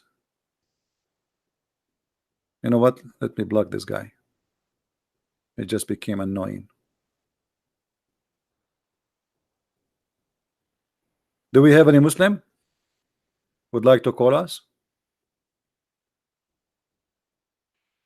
Every statement of a Muslim trying to protect his religion does not match, the same as his prophet does not match his own teaching.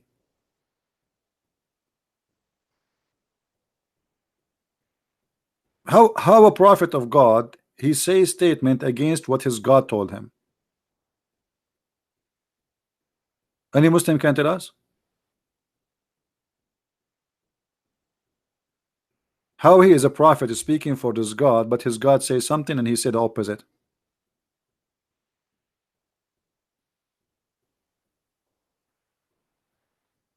Hmm?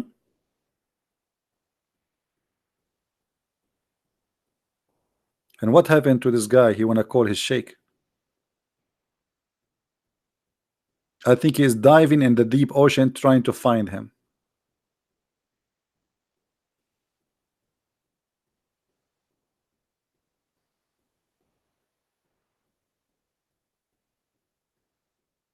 الوتين والأبهر ليسوا من مرادفات هل تكلمت عنها. My friend,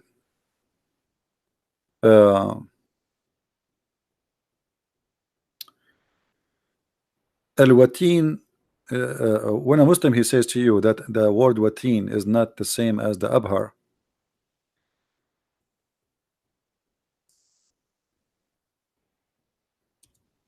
it's just to defend and trying to protect their prophet,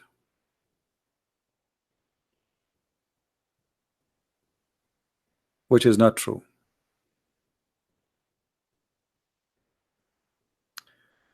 This is the dictionary لسان العرب.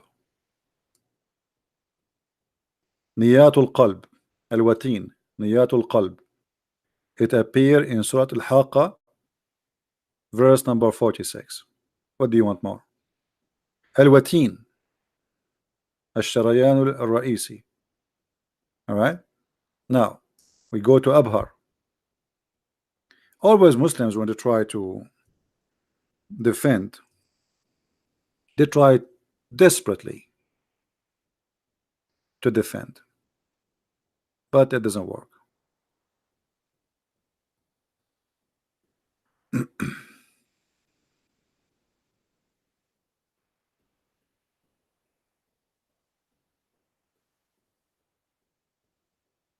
Let us see.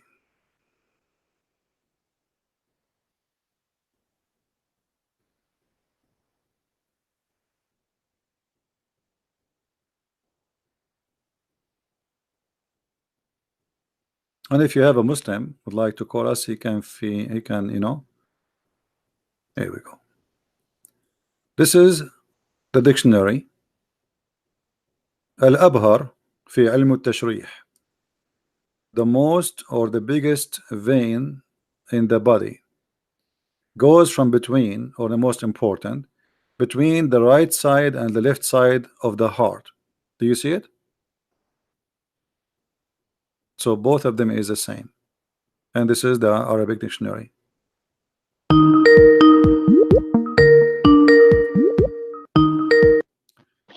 Yes, Abdul. Salam alaikum, brother. Alaikum hello. Did you call your sheikh? Yes, but he it took him long to respond, and but then he cannot talk he said, to me. He cannot talk to me. He's busy. No, but I got somebody else then. He's Okay. not so knowledgeable as the sheikh, but he's you your know, sheikh is a not bit more knowledgeable? knowledgeable than me. Your sheikh is not knowledgeable. No. I mean the one I'm gonna send you right now, not the sheikh. The sheikh can't talk right now. Okay. He told me he can't talk right now. Okay. Who's going to talk to me? Hello. Yes. Wait. so I'm gonna throw somebody else at you. This guy, he's also smart. He's not the sheikh, but you know, he's smart. I learned some stuff from him. He debates Christians sometimes, but he has also a lot to learn. But he's smart. So if you could add him, I will type his name in the chat. Just invite him to the chat. This is the best way, so we will not look for him. Just add him to the chat. Okay. How can I do that? Oh, persoon toevoegen. You can invite him to the chat. You can invite him. Yes. Give me a second. And then if you want, you can hang up, and he will talk to me alone if you want, or you can stay with us. All right. Let's see.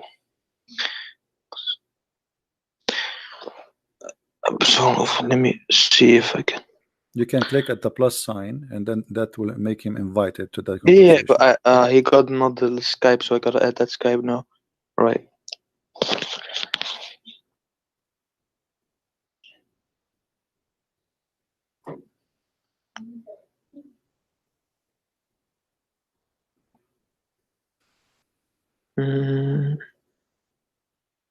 Alright. Something.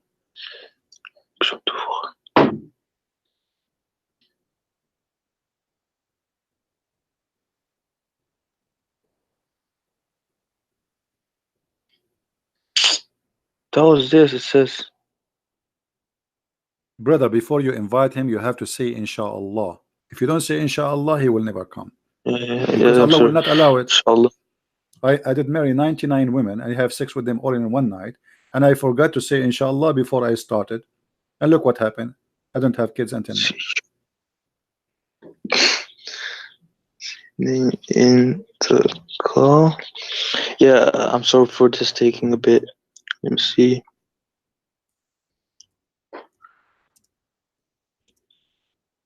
Oh my God. Don't say oh my God. Say oh my Allah. Come on.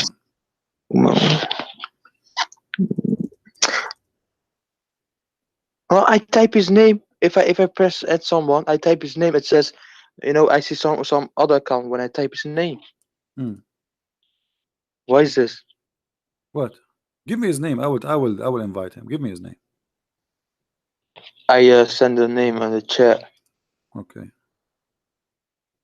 I add him, and then I see him talking to me. And whenever I press on add someone, I don't see his name then.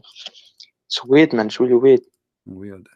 I told you, because you're not saying inshallah. You have to say inshallah. I said inshallah. I said that. Allah control the internet, my friend. Yeah. That's not the case. Yeah. Actually, this guy, he called me before. I have his name here. Isn't it his Muhammad Qasim? And he have I don't know. I know him for a week or something. He have an image that says, "Indeed, my prayer," or something, right? Ah, yeah. Okay, that's him. Okay. I think so. Hang up. I will call him. All right.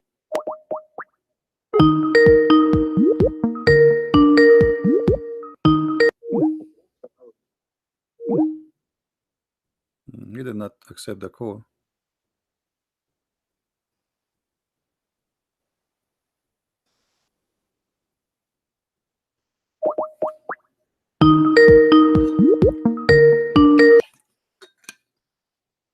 Hello. Yes, Mr. Muhammad, how are you? Yeah, I'm good. Close your camera, please, if you don't mind. Thank you. All right. We have a hadith here. We asked your brother, he could not answer. It says that Allah, his throne was above the water before he created anything. Do you agree with that? Yep. Where was that water? So it was in a place where it's beyond our imagination. We can't comprehend it. Okay. So Allah has a throne above the water. Yep. What is above Allah? Allah does have a direction. So He does have a place. No, there's direction. Because if you say to me, okay, if I say now, let me draw something in the screen. I don't know if you can see my screen. If I say that this is the water, okay, this is the water, and then Allah throne is here above the water, okay, that means we have now direction. We have down and we have up. Yeah, so we have a direction of we have the direction of the throne and the water. All right, but so we don't have the no problem. Yeah, we don't have so the direction of so no problem. Allah. In the direction of above the throne, what we have above the throne? Nothing. Like, is that are you speaking of knowledge or speaking like you're just guessing? No, this is with the verses of Quran where Allah says He does istawa on the arsh. We say that refers to like His authority. So we don't say literal, and it's not like literally Allah sitting or something like that. No, it says that He is sitting because the Quran says, you see the word istawa, it's mean He level Himself. It does not mean that not He sat, it's set. And same time, the Quran says that Allah is carried by 8 mountain goats. 8 what? 8 mountain goats. The 8 angels, the carried the throne. They are mountain goats. How they mountain goats? Well, I don't know. Your prophet, he says that. Are you making fun of your prophet, my friend? Let's have a look. Okay, let's see.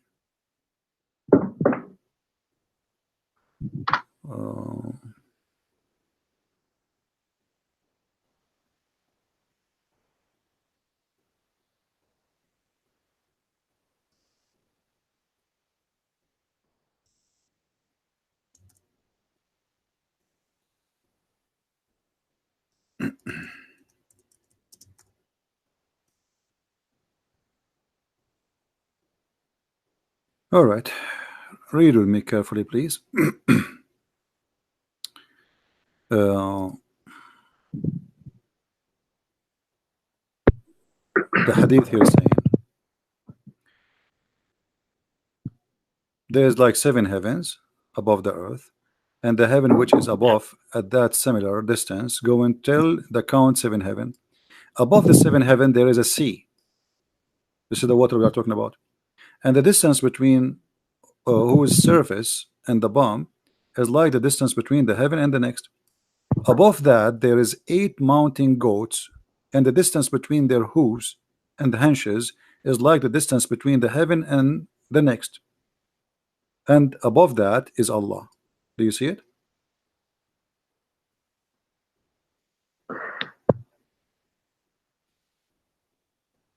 So Allah is carried by 8 mountain goats. But it doesn't say he's carrying anything. He's saying that above that, that 8 mountain goats, he is the distance between. He is above them.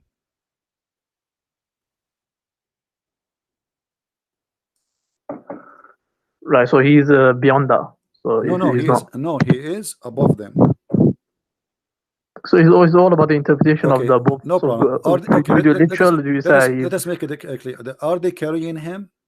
Those 8 goats? No. They are not. No. Okay, let us go to the Quran. You can't carry. Okay. How can you carry God? No problem. You tell me. Here we go. The Quran says, my friend, the Quran says they carry him. You said no. The Quran don't agree with you. Chapter 69, verse number 17. It says, and they carry him.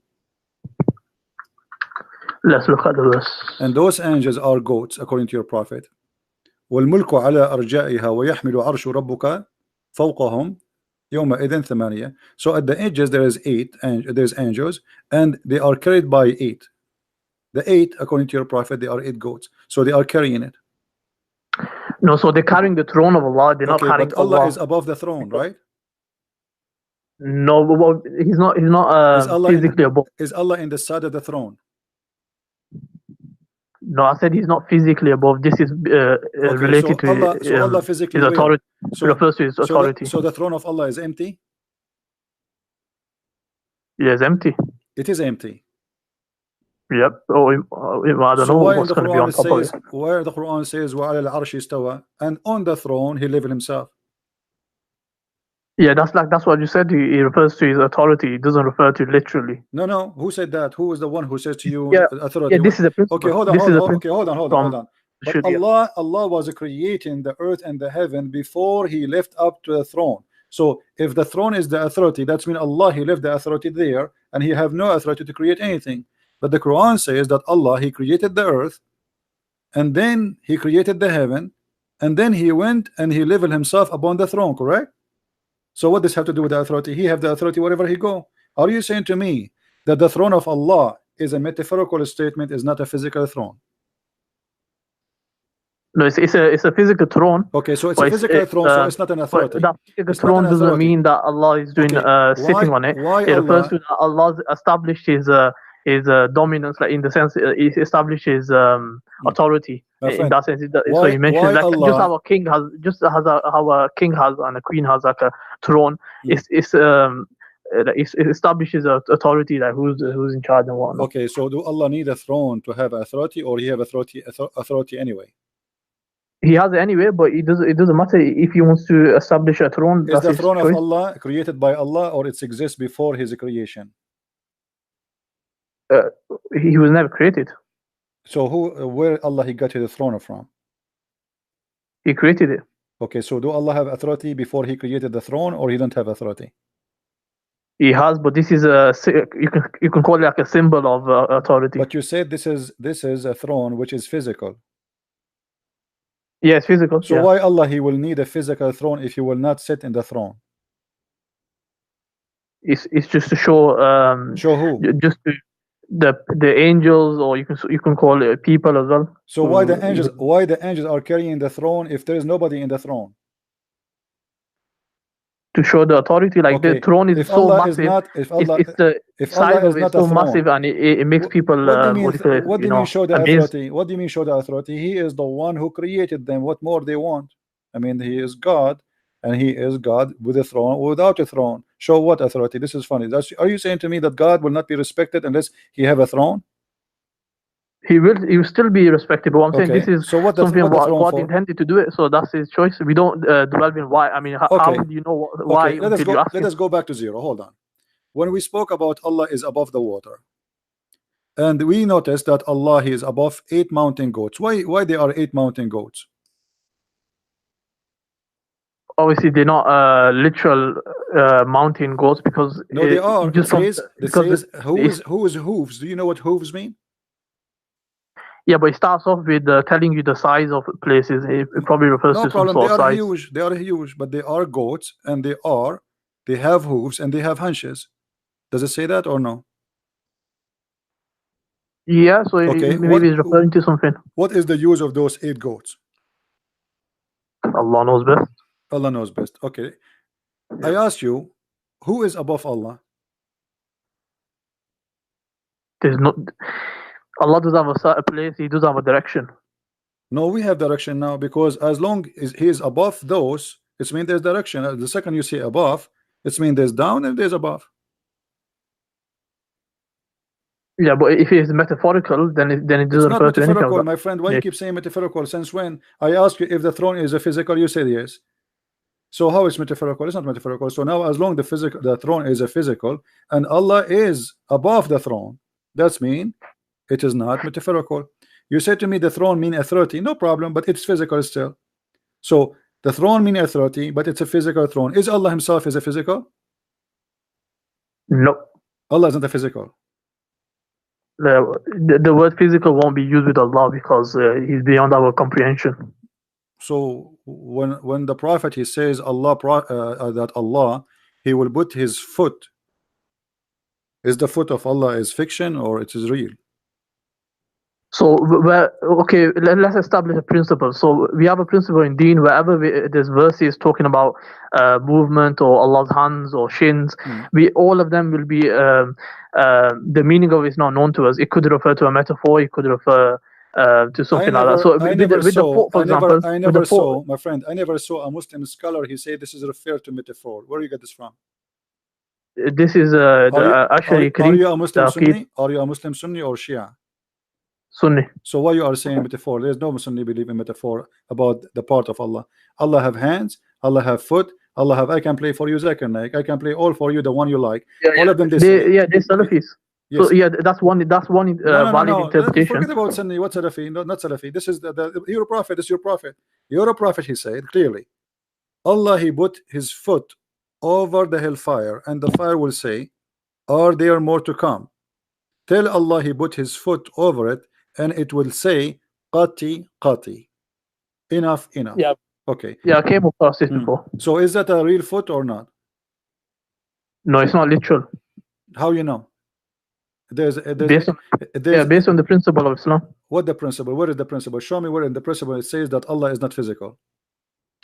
The verse where Allah says the vision cannot encompass him. There's nothing like unto Allah. So as soon as you say hand, foot, you're given likeness. So whenever these verses talk about it, we would say it's not. We would negate that he has a foot, and then we would give a metaphor. So it might be a metaphor. It might be like to stop it. So by foot meaning that to stop it, not literally put his foot in. My friend, does the Quran say that Allah have a shin? Yeah. Okay, is that shin metaphor or it's physical? It's not physical. It's metaphor. Are you sure? Yep. Okay, let us examine this. This is in the Quran, chapter 68, verse number 24. We will go to the hadith. He's going to reveal his shin. We will go. Okay, his shin is what? What his shin? Is it authority too? It could refer to his glory. It could refer to the glory of Allah, himself. The glory of Allah in his shin. No, you could refer to himself. The shin could be like himself. He's going to reveal himself, so people will see him on the day. All people will see him in paradise. No, okay. Is that a shin really or a metaphor? You said it's a metaphor, but Allah he will show his shin. They will see him literally. Are they going to see him or they will not see him? Yeah, they will see him. Okay, so this is not a metaphor. I'm saying the shin refers to himself. It's not literal shin. What do you mean? It's not literal. They will see him. They will see him as a shin.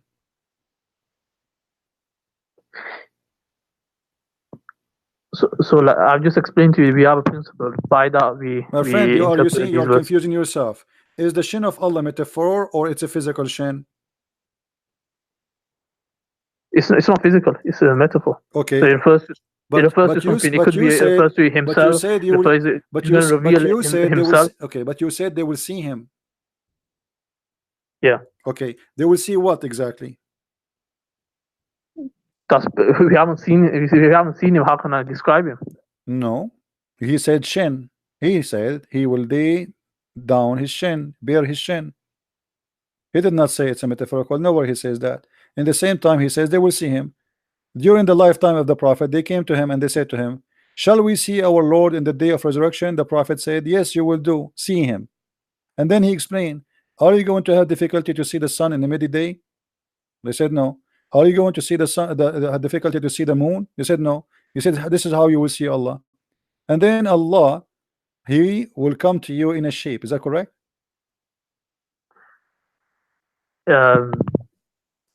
So the narration says something like that. I'm asking you, do Allah have a shape? Nope. So this is beyond this narration is beyond our comprehension. How will it happen, house and whatnot. So I thought in my understanding that Allah has a shape. So anyone who believes that Allah has a shape is wrong. Yeah. Okay. They're wrong. They can't believe that. All right, guys. Did you hear it? He said anyone believe that Allah has a shape is wrong, and obviously he's have a false teaching. That's Muhammad, because Muhammad is the one who says Allah will come to them in a shape other than the one they saw first time. Read it with me.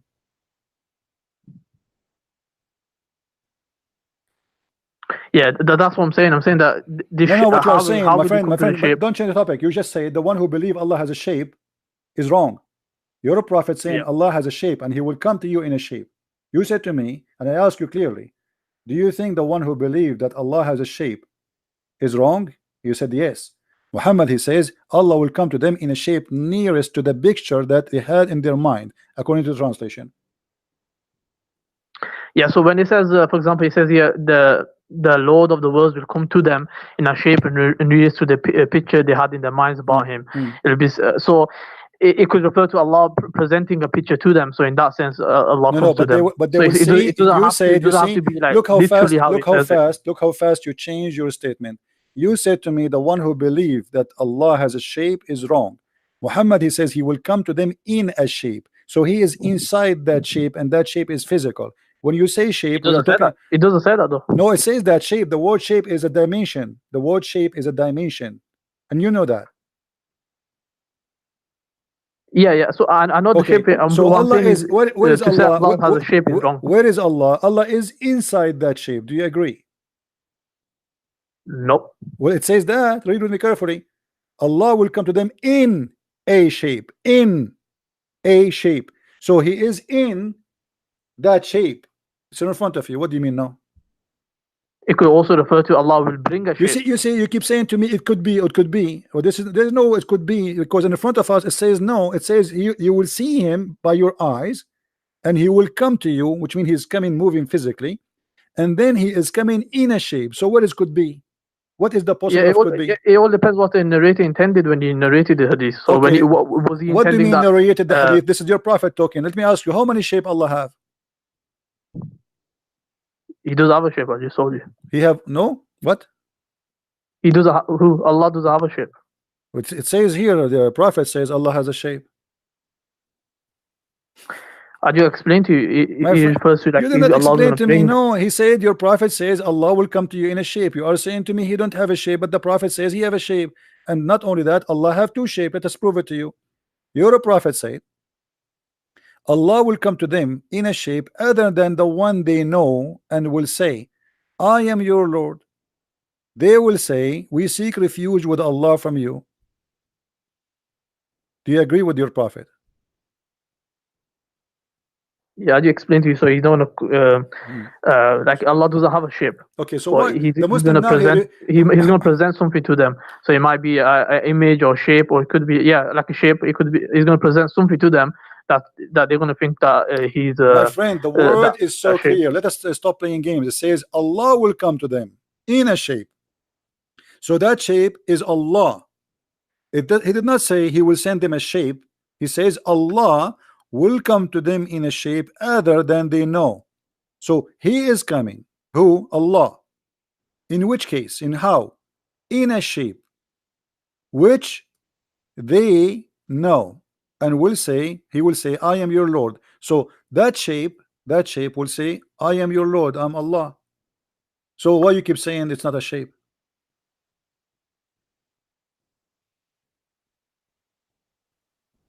Okay, I'll look into it more, find out what's the explanation for this. No problem. How many shape Allah he have?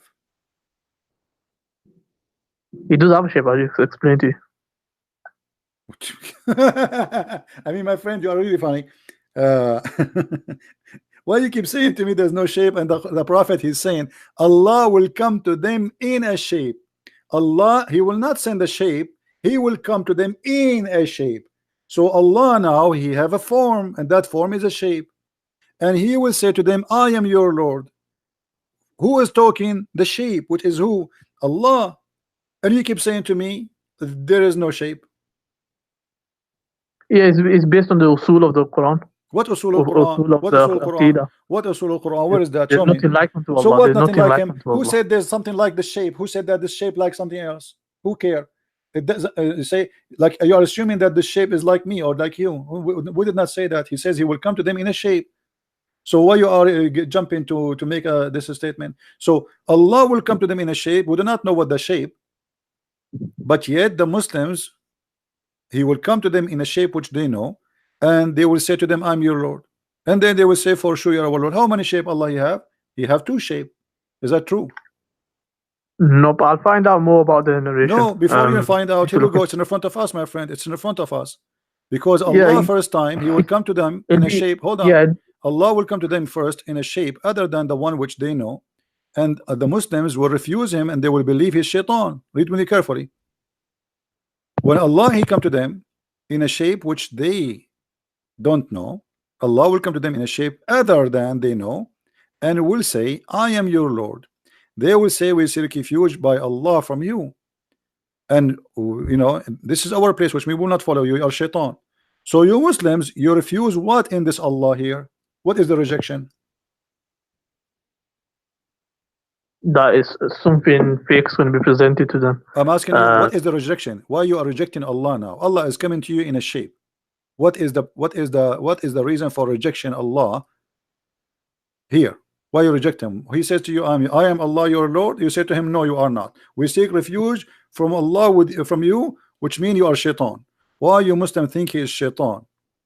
Why you reject him?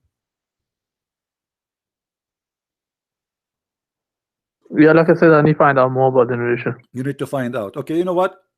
It's very clear, but you cannot answer it because Allah here have two shape. One shape which is the shape of the devil, and that's why they thought he is the devil, and they say we seek refuge. The Quran say clearly that seek refuge when shaitan he whisper to you, al-waswasul khannas. So when you say we seek refuge by Allah from you, that means you are saying to Allah you are shaitan, and we will not follow you.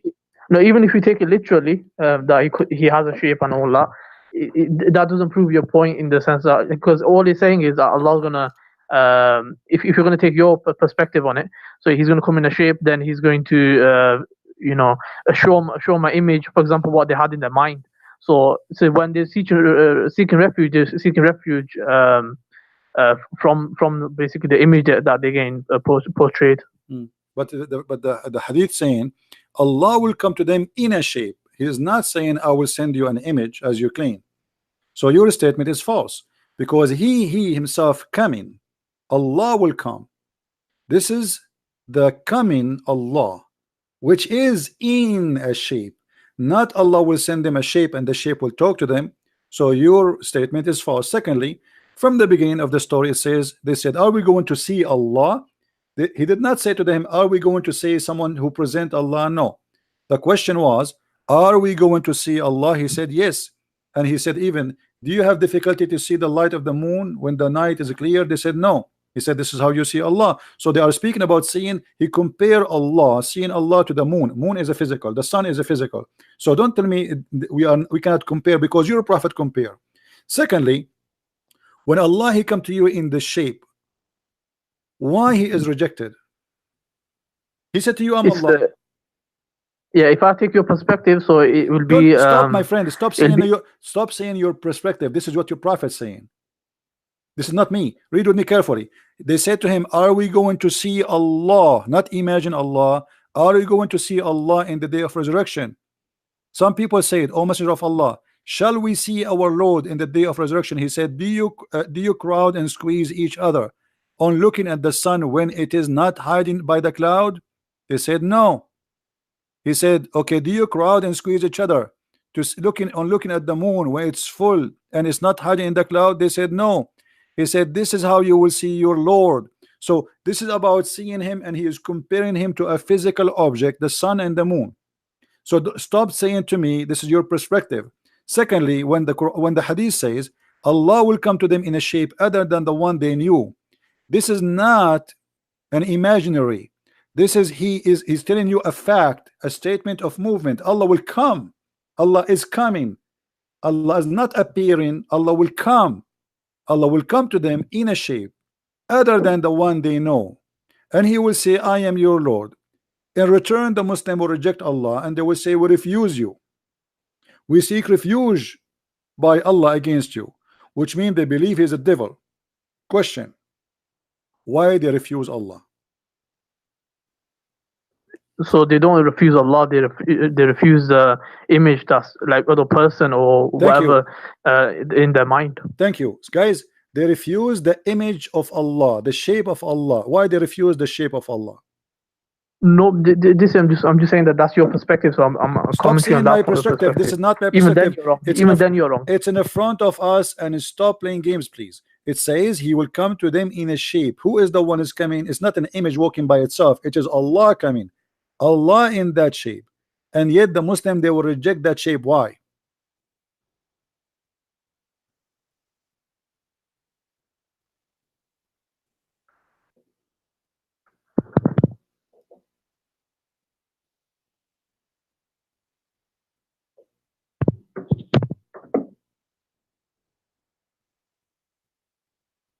Google is not helping. I've already answered that. Yalla. So what's your next point? My point that you Muslim worship idols, because here we go, we change the shape of the idol. You don't follow the idol unless he come to you in a shape which you approve. You will not follow him, even he is himself Allah. Muslims are pagan, they worship idols. So anyone he come to you in a shape which you like, you say, okay, you are our God. When your God himself he come to you, even he is Allah, just because he changed his shape, you spit at him, you call him shaitan, you say we seek refuge with Allah from you, which means you are shaitan, just because he changed his shape. So you Muslim, you follow who? You follow a shape. Nope, like I said, he's going to be presented to them, so he's going to be an image. So Allah is that Allah? Is that Allah himself, the one you say to him, we seek refuge with Allah from you, or someone else? No, that's not Allah. What do you mean that's Allah? Allah will come to them. Read with me. Allah will come to them in a shape other than they knew, and will say, I am your Lord. They say to who back? They say to him. They say to him, we seek refuge with Allah from you. Yeah, like I said, I need to look into it a bit more, so I'll find out. I'll probably get back to you soon. All right, in a week. No problem, my friend. Feel free to call me anytime. You can go and search in Google, call your sheikh, and call me back. All right. All right. Okay. Take care.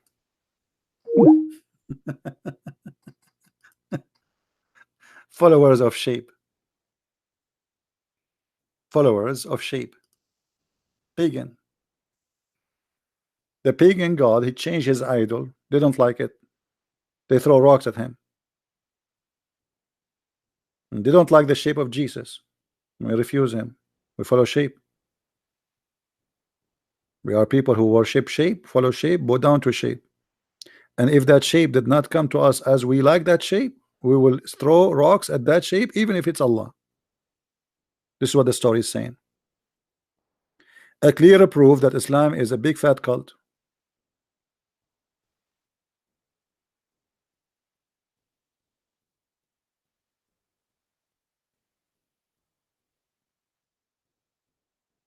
Right? It's obvious. And no wonder you refuse Jesus. You don't like his shape. He come to you as a man. You refuse Allah himself. So why you will not refuse? If you agree that Allah is your God, yet just because he changed his shape, you spit at him. That's the whole crime Allah he did now here. What he did, he just changed his shape. Muslims do not recognize their God by anything except the shape. This is what the whole story is saying to us. We are shape followers.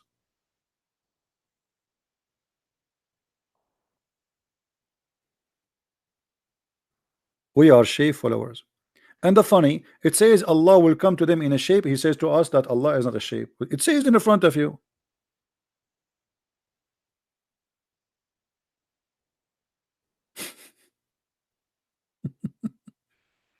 And yeah, obviously Allah is inside his creation, because Allah, when he changed the shape, he create. And by the way, what happened to the first shape? When Allah he have the second shape. Now Allah have two shape. What happened? We have two Allah now. We have two Allah. And why Allah is doing this? Secondly, if the Prophet of Allah he says to us that Allah will change his shape in the judgment day, why we will say to him, you are not our Allah? I mean, the Prophet he told us he would change his shape, so we should say, yeah, we know the game already. It's like we watch a movie before it happened, you know what I mean? As long he told us what Allah will do, why in the day of resurrection we will say to him, no, no, no, you are not our Allah. We know Allah. He told you that this is Allah. I mean, do you see how silly the story, guys? People, do you understand how silly the story? It's like saying to you that the Christian prince he will come to the house tomorrow and he will be wearing Santa Claus clothes. And then when he come, you say to him, you are not a Christian prince. He told you this is a Christian prince. He's just wearing Santa Claus clothes. Why you are saying to him you are not Allah? He told you. What a stupid story. So now we know that he is Allah, yet we are going to say to him, you are not Allah.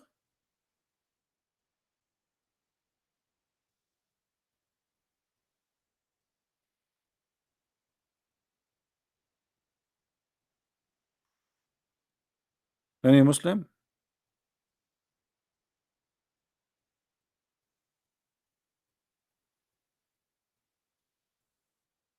And when Allah he changed his shape, you know, they will say, oh, for sure you are our God. He say, I am your Lord.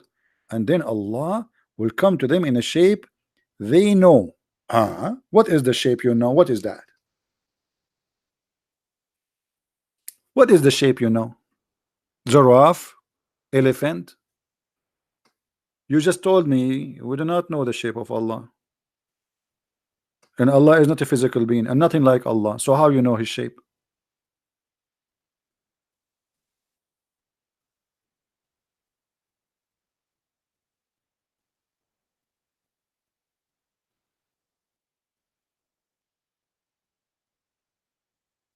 Do we have any Muslim feel like you want to leave Islam? As usual. Who's next want to leave Islam? This is religion. This is the most confusing, funny, stupid stories. So they say to us, how you worship a man? And we don't worship man. We worship God. Can God be whatever he wants? Can God be a man? Or he cannot. So when Allah he become that shape, can he become that shape or he cannot? They will say, yeah, he can, he can. And whatever that shape is, obviously it's ugly, because he is ugly to the point they reject him. to the point they thought he is shaitan. What? He have horn? He have two horn in his head? His shape is rejected to the point they believe he is Satan. What is that shape? And why Allah even doing this game? What the point? What the point of this?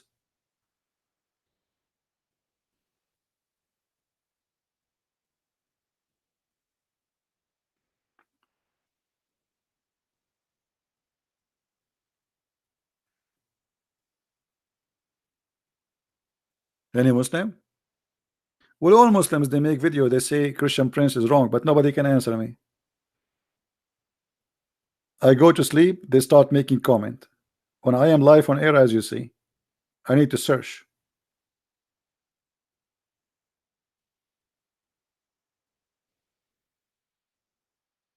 We asked them to call their sheikh to call me. Their sheikh, they start shaking.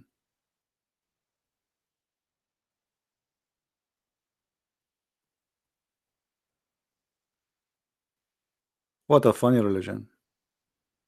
And by the way, until now, nobody answered us where was Allah before the 7th century. You know, the funny Muhammad, he said, between me and Jesus 600 years. 600 years Allah was taking a nap.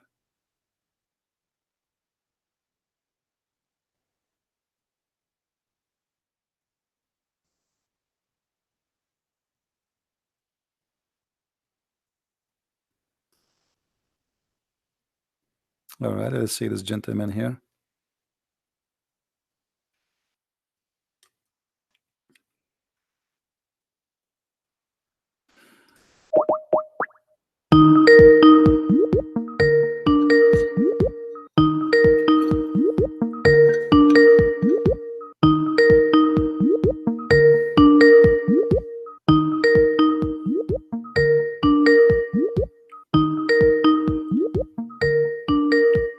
Answer, please.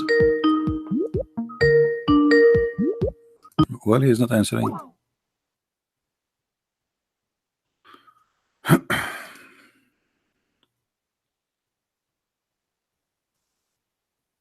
What do you think, Muslims? Any Muslim have the courage and the knowledge? He can prove me wrong.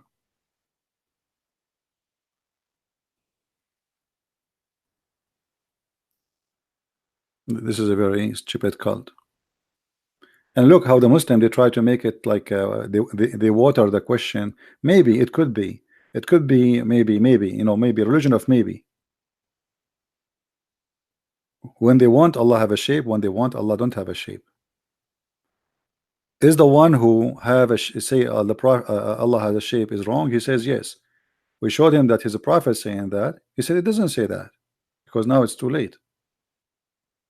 No, it says that. Fahim, I contacted you before. I called you before you start playing for me love songs. Obviously, you are from San Francisco, Fahim. When a man, he play for a man love songs, obviously something wrong with him. Do you remember, Fahim? Fahim is a Muslim guy who play for me love songs. He challenged me to call him. I call him, he play for me love songs.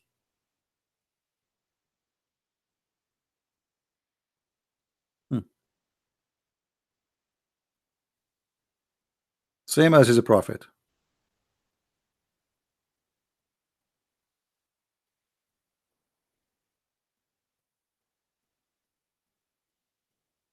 What do you mean I have not done Zakir Naik? You are late. We called Zakir Naik and he answered and he told me if you call again I will call the police for you.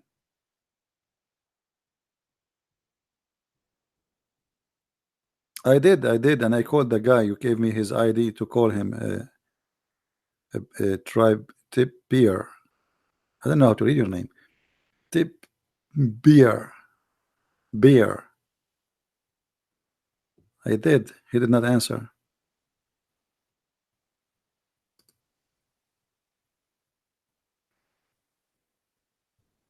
And actually, Zakir Naik, if he come here, he can destroy us, all of us.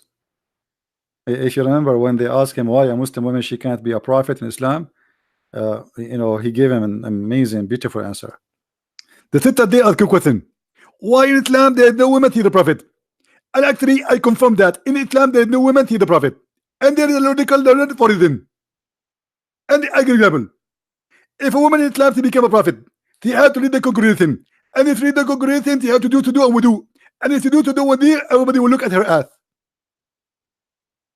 And this is why a Muslim woman can't be a prophet. Translation: if a woman she came prophet, she have to read the prayer. If she read the prayer, she have to bow down. If she bow down, all the Muslim will look at her ass. May Allah ask you. This is the reason a Muslim woman she can't be a prophet, because of her ass. So she lost. She's overqualified, or she is not qualified.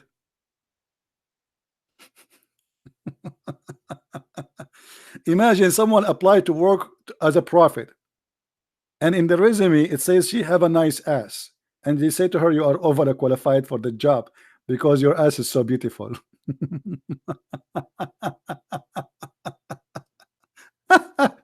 And the Muslim like, wow, look brother at this answer, brother. Did you see, brother? And the other Abdul like sitting like next to other like, brother, how he can come with this? This is genius.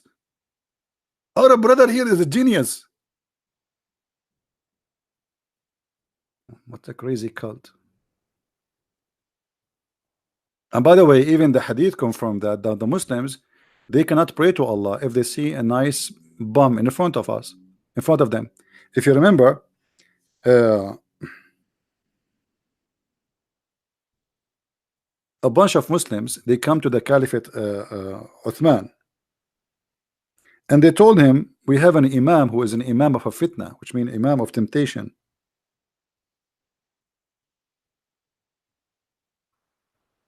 They claim that this imam is tempting them and he is seducing them. I went to Uthman ibn Affan while he was he became the caliphate, and he said to him, you are the chief of the Muslims in general, and you see what has failing to you. We are led by the prayer by a leader of fitna. Read carefully between two brackets: trials, afflictions, etc.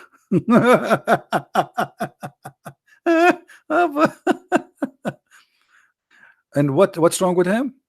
He is an effeminate person. He is what? Effeminate. And the caliphate says, oh, still you have to pray behind him. Question to the Muslims: how those Muslims are tempted by a man who is a feminine man, a gay? How they are tempted unless they are gays too? How a gay, if he is bowing down in the front of you, how you get tempted unless you are a gay? Unless all of them they are gays. Because in order for a man to be tempted by a man, he have to be a gay too. Correct? So they are coming to him and saying, oh, this guy is tempting us. How he tempt you? Unless you are like him. So supposedly now they want to show the caliphate that they are not gays. The imam is gay, but obviously you are gay, and the caliphate is a gay because he said there's no problem, pray behind him. So what?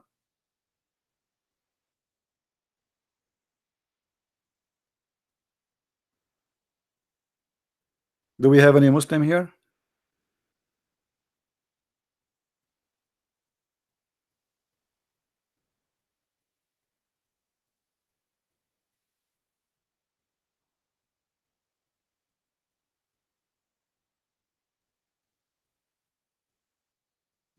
When a man he got tempted by a man, obviously he is what he is. I understand that a man can be tempted by a woman. That's normal. But a man to be tempted by a man, it means both of you like it. The one who is tempting you and the one who is being tempted.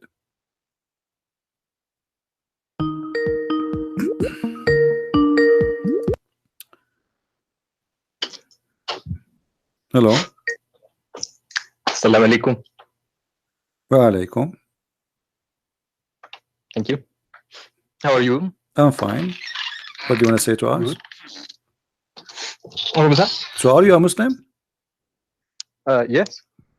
You are a Muslim? Yes. I know, I was looking at your text. Are you sure you're a Muslim? I think so. You are laughing. That's what Allah told me. No. I know. I sound like you are just calling to be a comedian. Are you really a No. Muslim? Yes. Okay, what do you know about Muhammad?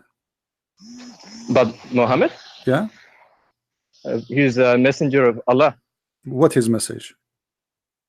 His message is that there is no God but Allah, and Muhammad is his prophet. What does that mean?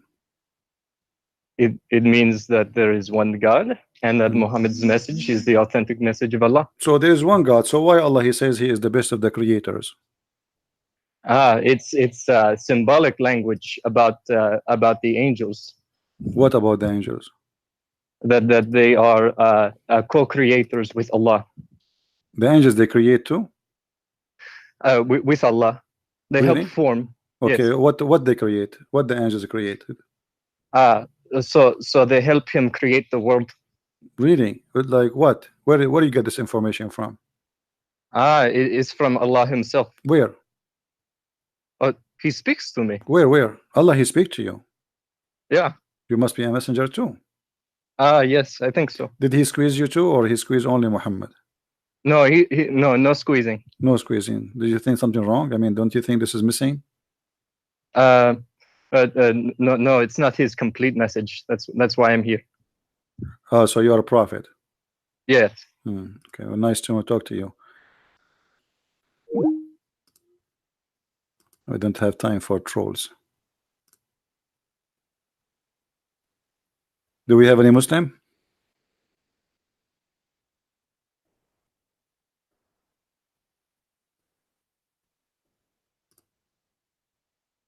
Anyone?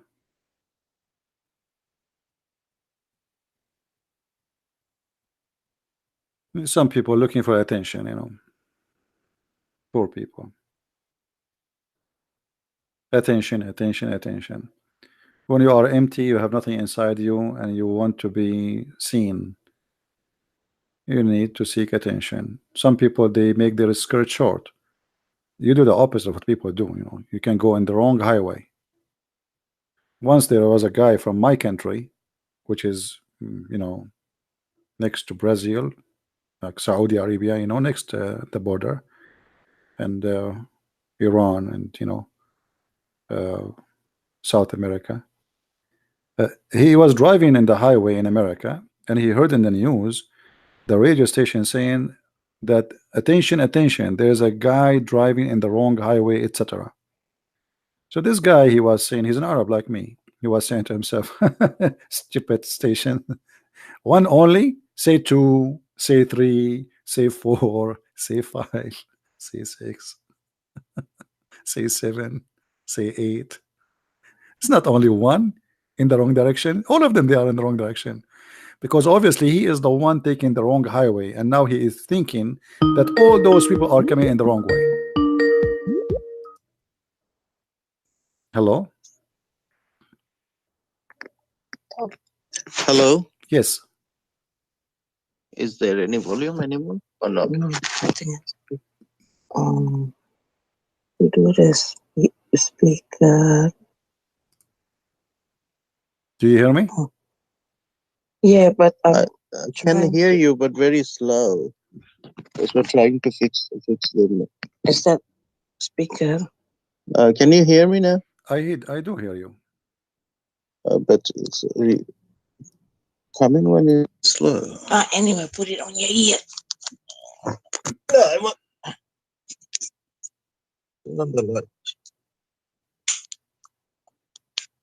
Yeah.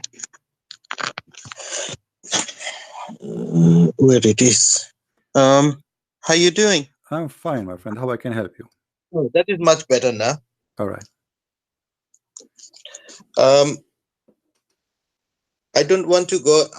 I heard your few questions and answering. First things, I want to make sure that I'm not going to do any debates with you. I don't debate, my friend. I never debate. Yeah, I Muslims, just want to discuss because Muslims something are not about qualified to debate. I just try to help them, having a short conversation with them. I'm not debating Muslims. Yes, Okay. that's fine. I have no intention to debate with you. No problem. Okay. My first questions to you that as I'm representing Islam and I'm a Muslim. What does that mean? What does that mean you are a Muslim? That doesn't matter. No, I am a it matter. Muslim. It matter. I want to know what you say. I'm a Muslim. What does that mean? I am following Islam. What does Islam mean? Islam means peace and obedience. Where it says that? Hmm? Where it says Islam means peace? Where do you get this from? In the dictionary. What dictionary? I am an Arab. We don't have such a thing in dictionary. The word Islam in Arabic means to surrender. Okay, there are a few meanings. It could be multi-meanings. No, the word peace in Arabic is salam. The word Islam is totally the opposite of salam. Yes, you have. So in English you say known. What do? You put a letter before it. It says unknown. So Islam is not salam. It's the opposite. Islam. You surrender in war, not in peace. That is the things. You are from Arabic. You are telling one side meaning. There is another meaning that the rest of the world knows. I'm asking you to show me where you get from. Are you just a person who copy paste? I am assuming that you are a mature adult man and you know what are you talking about. So where do you get this from? Okay, fine. We will stop that matter here. I will call you back later on and I will find where it says that Islam means is peace and obedience. Okay. I'll find and then I will come back to you. We will stop here. Don't hang up. And no. Okay. What do you want to say to us? Okay. I'll call you back tomorrow. I'll call you back tomorrow. No. Continue. What do you want to say to us? I want to hear you. You call me. I want to hear from you. What do you want to say to us? Okay. Now you will tell me what does Islam means. What is wrong with me that I am following Islam is wrong? Islam is a religion of war and violence and killing. Your prophet, he says, I've been ordered to slaughter all mankind unless they convert to Islam. Yes or no? Yes. Okay, so how you say to me Islam is peace? If I just say to you, you're a prophet, he said, I am ordered to slaughter all mankind unless they convert to Islam. But you just said to me Islam is peace.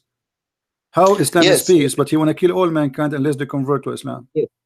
That is based on the situation. What it's situation? Not today and not about now. Doesn't matter. Islam is what is given to Muhammad. Time you have to go. That is the problem with the people. People misrepresenting and misinterpreting the Islam message. But you just said. But you just said after I said to you, the Prophet said, "I've been ordered." Saying that what was the contents? My friend, you are the one who said to me after I said to you. You are the one who answered. I said, "Your Prophet says I've been commanded to slaughter all mankind unless they say that Allah is God and I am a prophet." And you said yes. So what misinterpretation and mispresentation? Muhammad, he mispresent Islam? You agreed. You said yes. Allah ordered Muhammad to slaughter all mankind. Okay, what kind of a prophet he want to slaughter all mankind just because they aren't Muslims? Look, you are a very knowledgeable person. You did lots of research and you are doing it. I'm just a normal person. I'm not a scholar. My friend, I'm trying to talk to you as an adult. I'm not attacking you. I'm not insulting you. I'm having a nice conversation with you. Hype me up. Okay, I'm helping you. No problem. So I'm talking to you. You are a smart person. And I'm asking you, like, it's just a conversation. It's not a debate. So as long as Islam means peace, as you said in the beginning. But Muhammad says, I'm going to kill everybody unless they convert to Islam. What is the peace in that? First, I have to know that why he says that. And when he says he said that clearly. He said why. He said, I mean, you are saying to me, I need to know why he said that. He told you why. He said, unless they say that there's no God but Allah, and then they pay me the money, and then they pray as we pray, and then they slaughter as they slaughter, and they face the Qibla, which means the Kaaba, and then if they do that, only if they do that, I will stop shedding their blood and their property is protected. Where it says, can you give me the reference, please? I have to have a look. I don't know. No problem. That. Do you see my screen?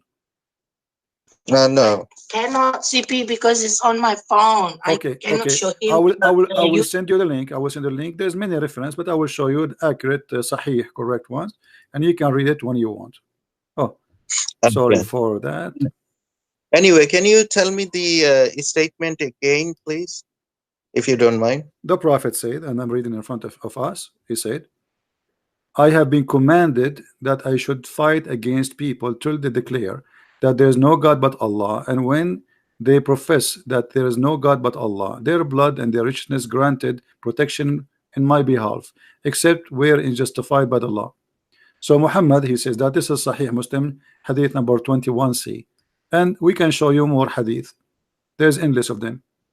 The Prophet, he says, Sahih Bukhari. Sahih Bukhari is more authentic than Muslim. I'm sending you a link now in your Skype, so later you can open them and you can take a look. It says, the Messenger of Allah, he said, I've been ordered to fight. The word fight here is coming from the word uqatil, which means fight, to kill. So I've been ordered to slaughter all mankind. Tell the people, say, none has the right to be worshipped but Allah.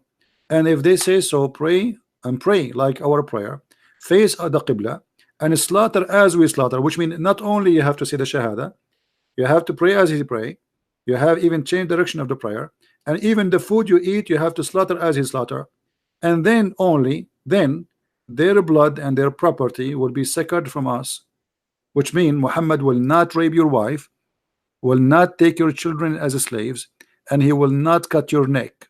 Only then. Muhammad here saying, if you don't do that, I'm going to take your money, I'm going to take your blood, I'm going to rape your wife, and I'm going to kill you as a man. And yet you say to me, Islam means peace. And all of this, why? Because you are not saying Allah is God. Yeah, true. Okay, so how Islam is peace, as you told me? I didn't see anything wrong that you state. I mean, what is the peace, my friend? Where is the peace? What do you mean we're wrong? So now, because you don't believe in Jesus, can I go and kill you and rape your wife? Is that okay for you? You are saying it's okay? No. Okay. So why it's okay for the prophet? Why it's okay for the prophet to rape my wife, to take my blood, to take my property, to take my children's, just because I don't want to believe in Allah? You are saying it's okay. There's no problem with that.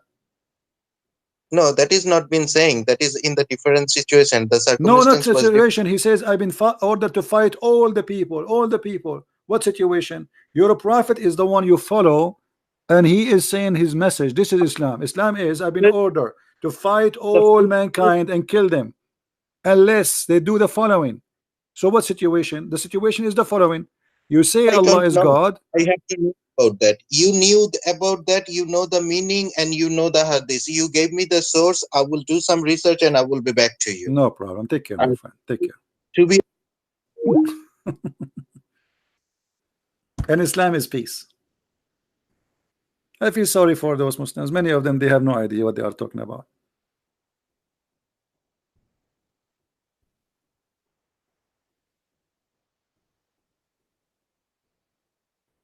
I feel sorry for you, honestly.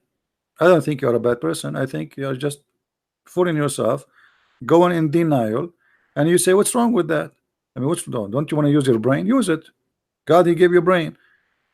And you know, and the funny, he says to me, Islam means peace. And then he agreed that the prophet, he want to kill everybody. I mean, do you see how much peace is that?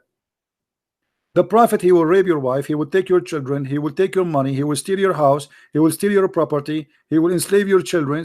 And if you say Shahada and do slaughter as he slaughter, and you pay him money, and then he will not kill you. Islam means peace. Yet Islam means peace.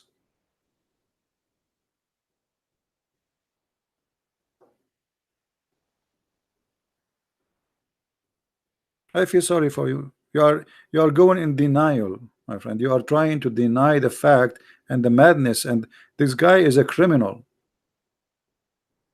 Imagine now we say, okay, we are America, we have the most powerful weapon, America or Russia, and now all of you, we have 24 hours. Either you convert to Christianity, or we are going to come and destroy you and take your money and blah blah blah blah blah blah blah blah, and then we say Christianity is peace. And actually, if the Muslims have the weapon which America have and Russia have, trust me, the whole earth is going to convert to Islam in 2 days. Because either you convert or you die. Thank God they don't have those weapons. And actually, if they have this weapon, the first thing they will do, they will kill each other. Both of them now, Sunni and Shia, they are making weapons to fight each other because they hate each other. Islam is peace.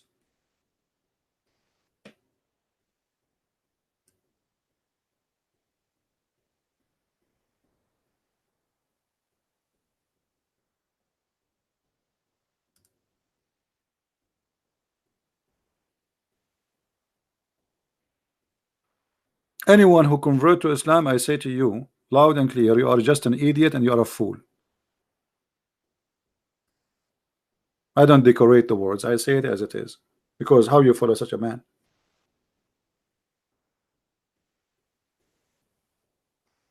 How you follow a man like this? You tell me. He's a thief. He's saying to you, your blood and your property. So he will kill you, he will steal your money. And that supposedly is halal, lawful. What is lawful about it? So a little farmer who live in China, he have no idea, he never harm anyone, working in his farm. Muhammad have the right to kill him, take his wife, take his children as slaves, slaughter him, and take his land and his money. And that's supposedly from God.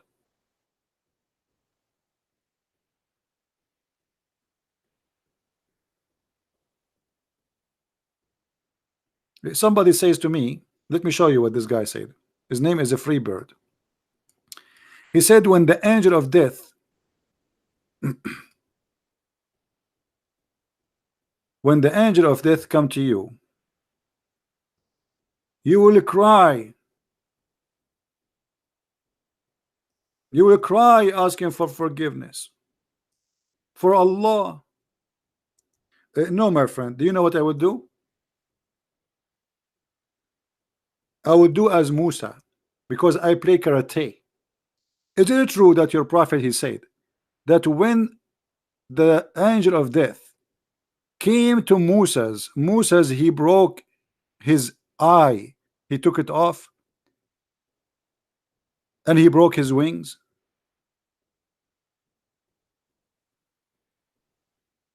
Huh?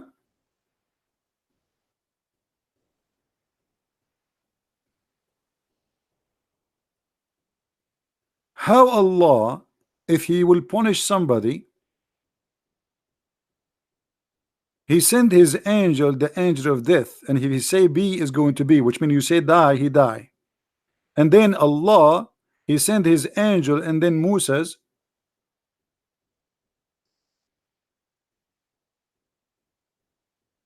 he beat up the angel and he take his eye off, and then the angel, he went back to Allah and he said, you send me to a slave who don't want to die. Well, I am a slave, I don't want to die.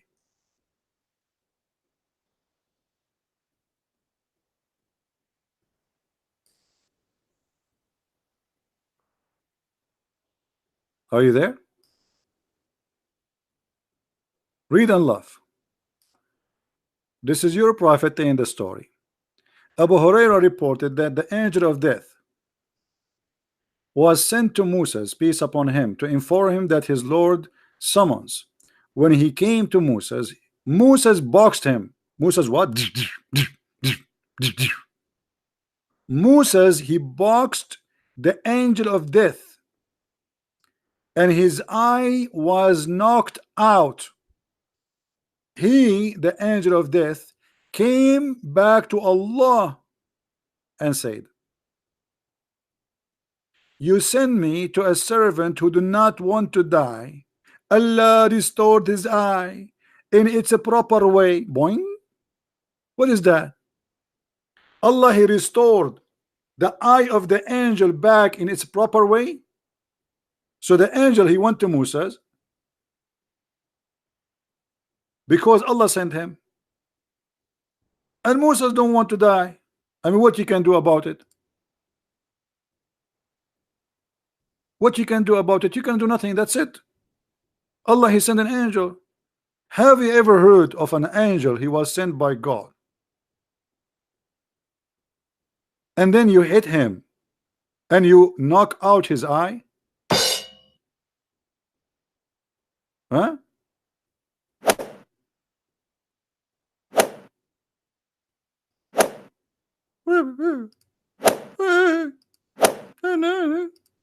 You know what? I was going to apply to work as an angel of death, but after I saw this, I will never accept that job.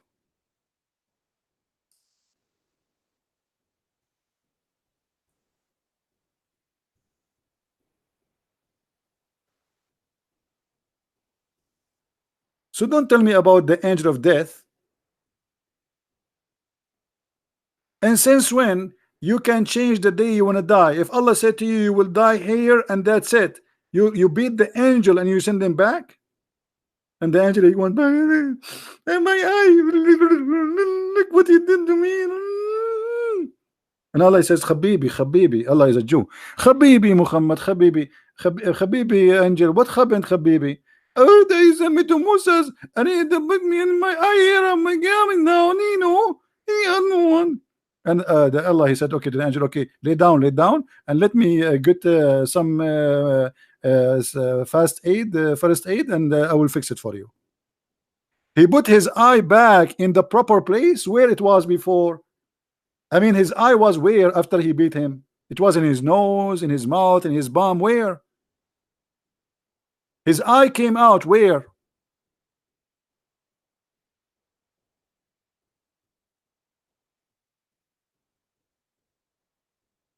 And you are threatening me that I will cry when the angel of death come? Must be true story.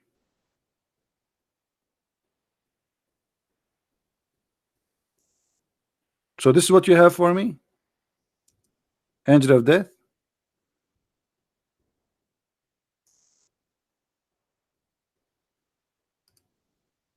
I thought you will find something better.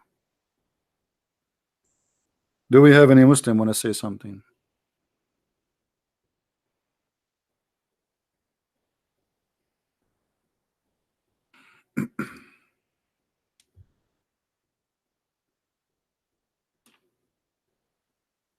Anyone?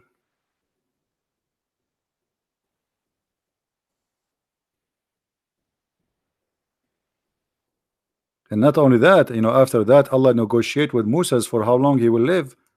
He sent him back and he told him, okay, you don't want to die? Okay, now put your hand in the top of this cow, and you will live as many as the hair under the skin of your hand.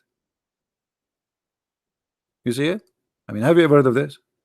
Oh, how long Moses live? There's 1 million hair in the top of the cow, especially it's an ox. He lived as much?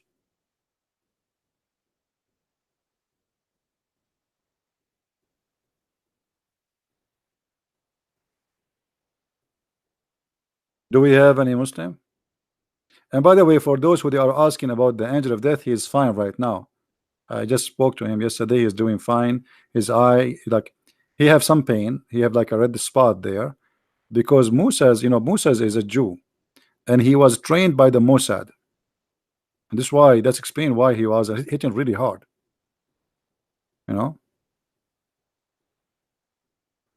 Moses decided to die on the spot. Listen what Qasim is saying. The angel came in the form of a man. Let us call Qasim. Let us see what you want to say.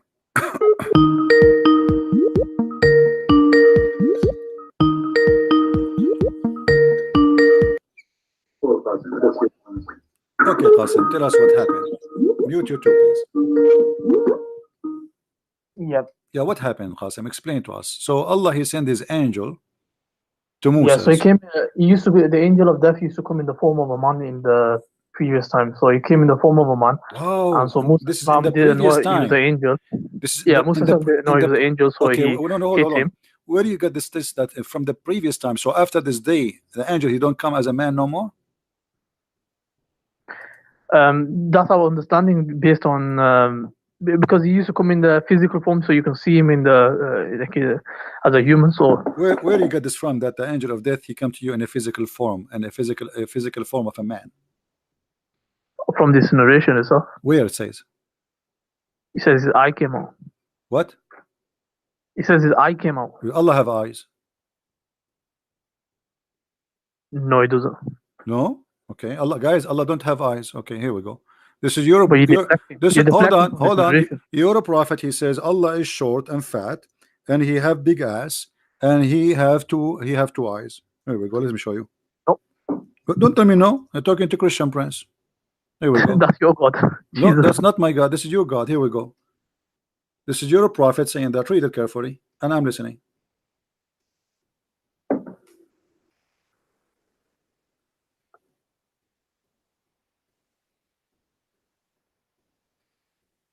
Read. I'm listening. Go. You speak English better than me. Go ahead.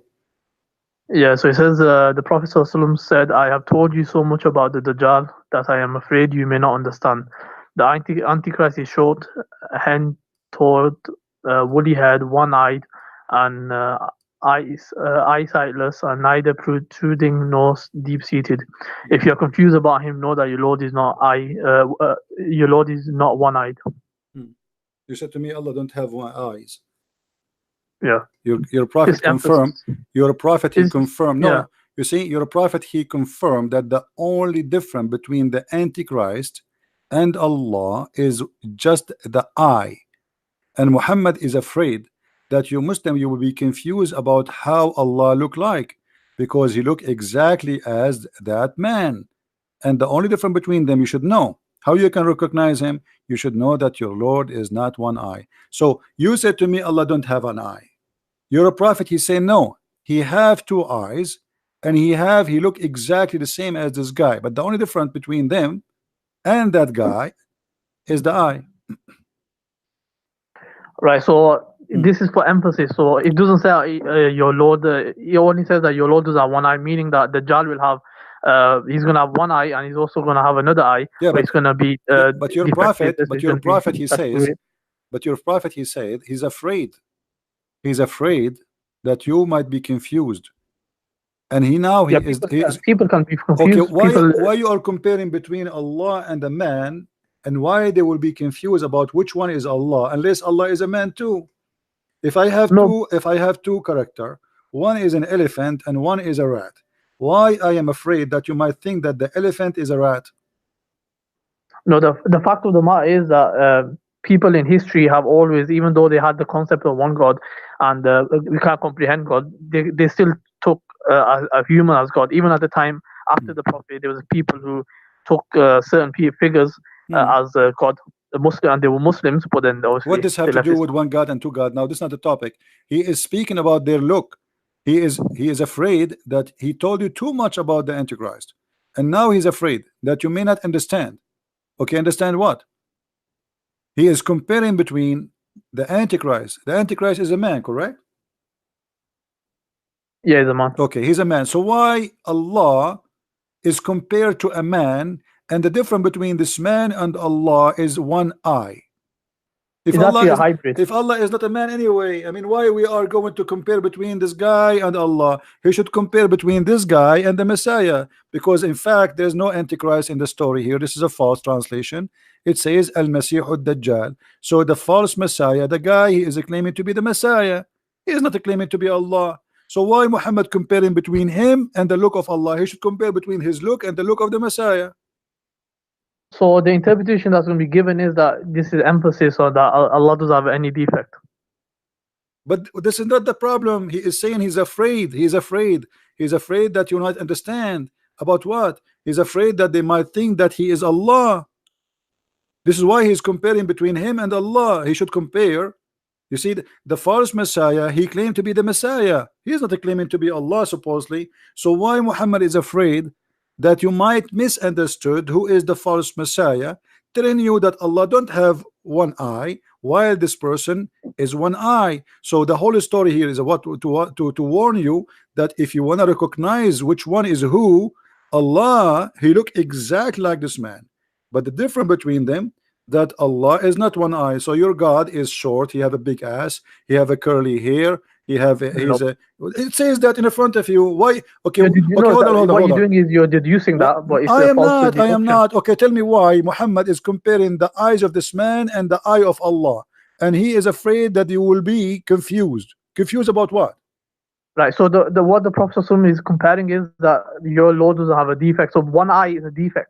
Well, thank you very much. Allah don't have a defect, guys. This is a good news. I mean, this is funny. So you are telling me that Allah don't have a defect. This is not the purpose, because he can say Allah is perfect and that's it.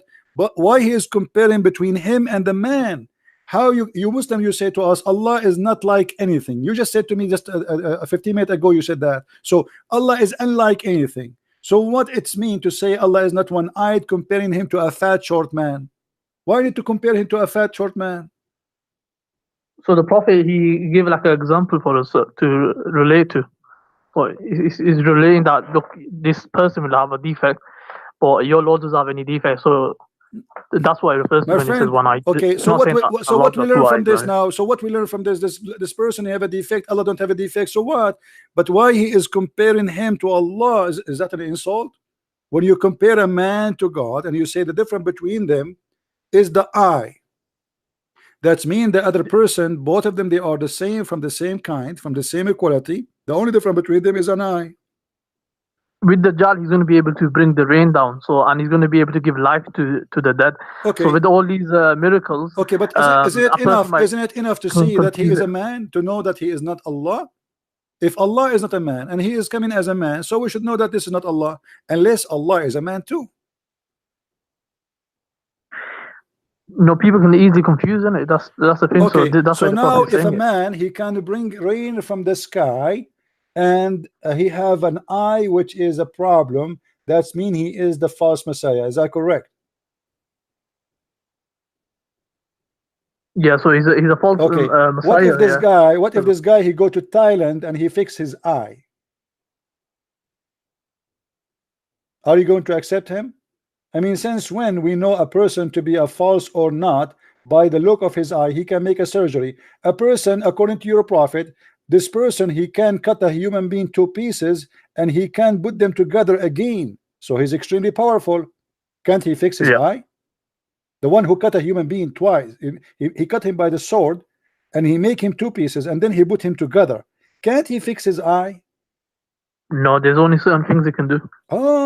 Certain things like controlling the nature. I thought the one who can send down rain is Allah. Yeah, so this is a test for the mankind. No, that's why Allah. Okay, hold on. Okay, are you saying to me that the false Messiah is an employee of Allah? It's a test from Allah. This is not a question. Are you saying that Allah he sent him? He worked for him to deceive us? No, he's going to be Allah will send him as a test. This, you see, you just keep saying to me he sent him. You keep saying to me he sent him. Okay, as long Allah is the one who sent the Dajjal, it's mean the Dajjal, he is a shaitan, work for Allah. So Allah also created the devil in your belief as well. No, hold on. My God, he created the devil as an angel. He did not create him to be a devil. He decided to be a devil. So God, your God knew the future as well. My friend, so what? Still we have my God. Hold on, my God, he knew Muhammad is an evil. He let him live the same as the shaitan. That's not changing a thing, because in Christianity we don't believe that God he decided our destiny. In Islam you do. Now you just said to me that Allah he sent the Dajjal. Who is the one who sent the Dajjal? Say it again. So obviously Allah allows this person to have like powers and all this. This is another question. Who is the one who sent the shaitan, the Dajjal? It's going to be a test. This is another question. You see, you are trying to avoid the question. Who is the one who sent this false Messiah? You can say Allah is going to send it. Okay, so this Dajjal is a messenger of Allah. No, it's a test from Allah. You won't call him messenger. If Allah there's no message he's going to deliver. If Allah he sent you, listen. A second ago you said Allah is the one who sent him. As long Allah is the one who sent him, that means he is a messenger of Allah. You don't become a messenger just based on the fact that something is being sent. That's a very. Okay, but the second you say Allah he sent him, that is mean this creature, this shaitan, is obedient to Allah. He's doing what Allah asked him to do, so he's a good person. No. What do you mean no? Who is the one who sent him? You said Allah. If I am a soldier and the king he sent me, that's mean I work for that king, because I'm doing and obeying him. He sent me to do something and I'm doing what he said. He's basically by the nature itself he's evil, so he's been created, and then Allah allowed him to appear on earth. It's not allowed him. You said to me, everybody heard you, that Allah he sent him. Correct? Technically, yeah, but okay, not technically. No, he sent him. Did he send him or not?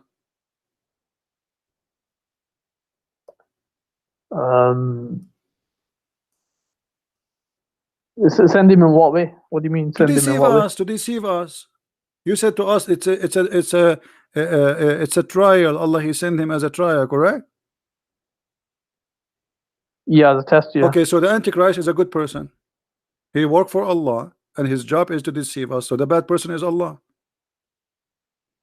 No. What I'm saying is he's going to be born, number one, and so he's going to. It doesn't matter. Allah Doesn't knows matter. that This is the plan of Allah. Allah have a plan to create this person. He will send him, and his job is to deceive us. So if the one who send like, okay, I send someone to put poison in your food, but I did not put it in my hand directly. The one who put poison in your hand in your food is the one who killed you. But the fact, the one who sent him to do that, he killed you too. So Allah is the devil. No, that's very weird. Okay, let me ask you. Do Allah send shayateen to deceive us?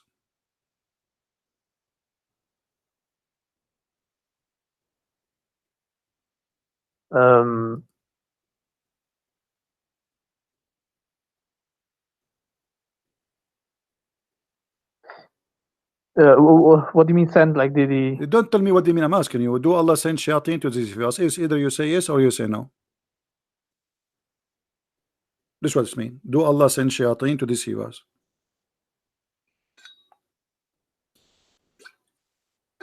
I'm not sure. Who is the one who sent shayateen? Do shayateen work for himself or he work for Allah? They don't work for Allah. They work for who? They work for the Iblis. Okay, and who is the one who sent Iblis to deceive us? Is that Allah? No, Allah didn't send him. Okay, so if there is somebody sent shaitan to deceive us, do you agree that he is evil and he is bad? No. So guys, do you see? Because he's afraid I'm going to show him something and he will be sorry. So he just admitted that if somebody sent shaitan to deceive us, he is not bad. So why shaitan is bad? If he is sent by someone to deceive us, why the one who deceive us is bad, but the one who sent him to deceive us is not bad? Because it depends why is the devil being sent in the first place? Why he sent? I'm asking you. He sent it to what is the job of the devil? To deceive us, correct? There's a bigger picture to it. Yeah, there's a big picture to it. Allah has a big picture to no, it. This is not about picture or a small picture. You know what I'm talking about. If the shaitan deceive us by his will, or it is Allah will, he sent him to deceive us. The shaitan does it by it's his choice. His choice. Are you sure? Yeah, that's his choice. Like he decides that Iblis, he's the one who.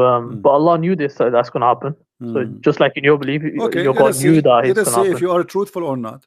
This is the Quran. It says that Allah he made for every prophet enemies. He appointed for every prophet shaitan.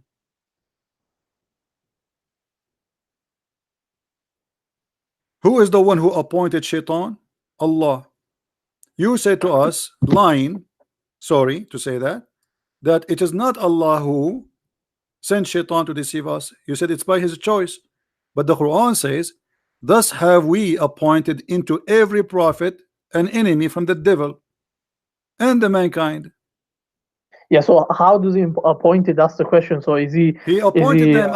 You see, did he create it and then stop playing games? When I say appointed, it's mean I give command. He is the one in charge. He is the one who sent the devil. So Allah he sent the devil to deceive people, and he here even speaking about sending shaitans targeting his prophet Muhammad. Is that correct? Okay, so the meaning of appointed is that I basically decided beforehand, or designated. So it's basically Allah decided beforehand. Okay, so here we go. So I said to you, if shaitan is doing what Allah want, why we think shaitan is bad? The fact the real shaitan is Allah. Because if shaitan coming to me, he's sent by Allah, and that means shaitan is a good person obeying Allah. He is a victim.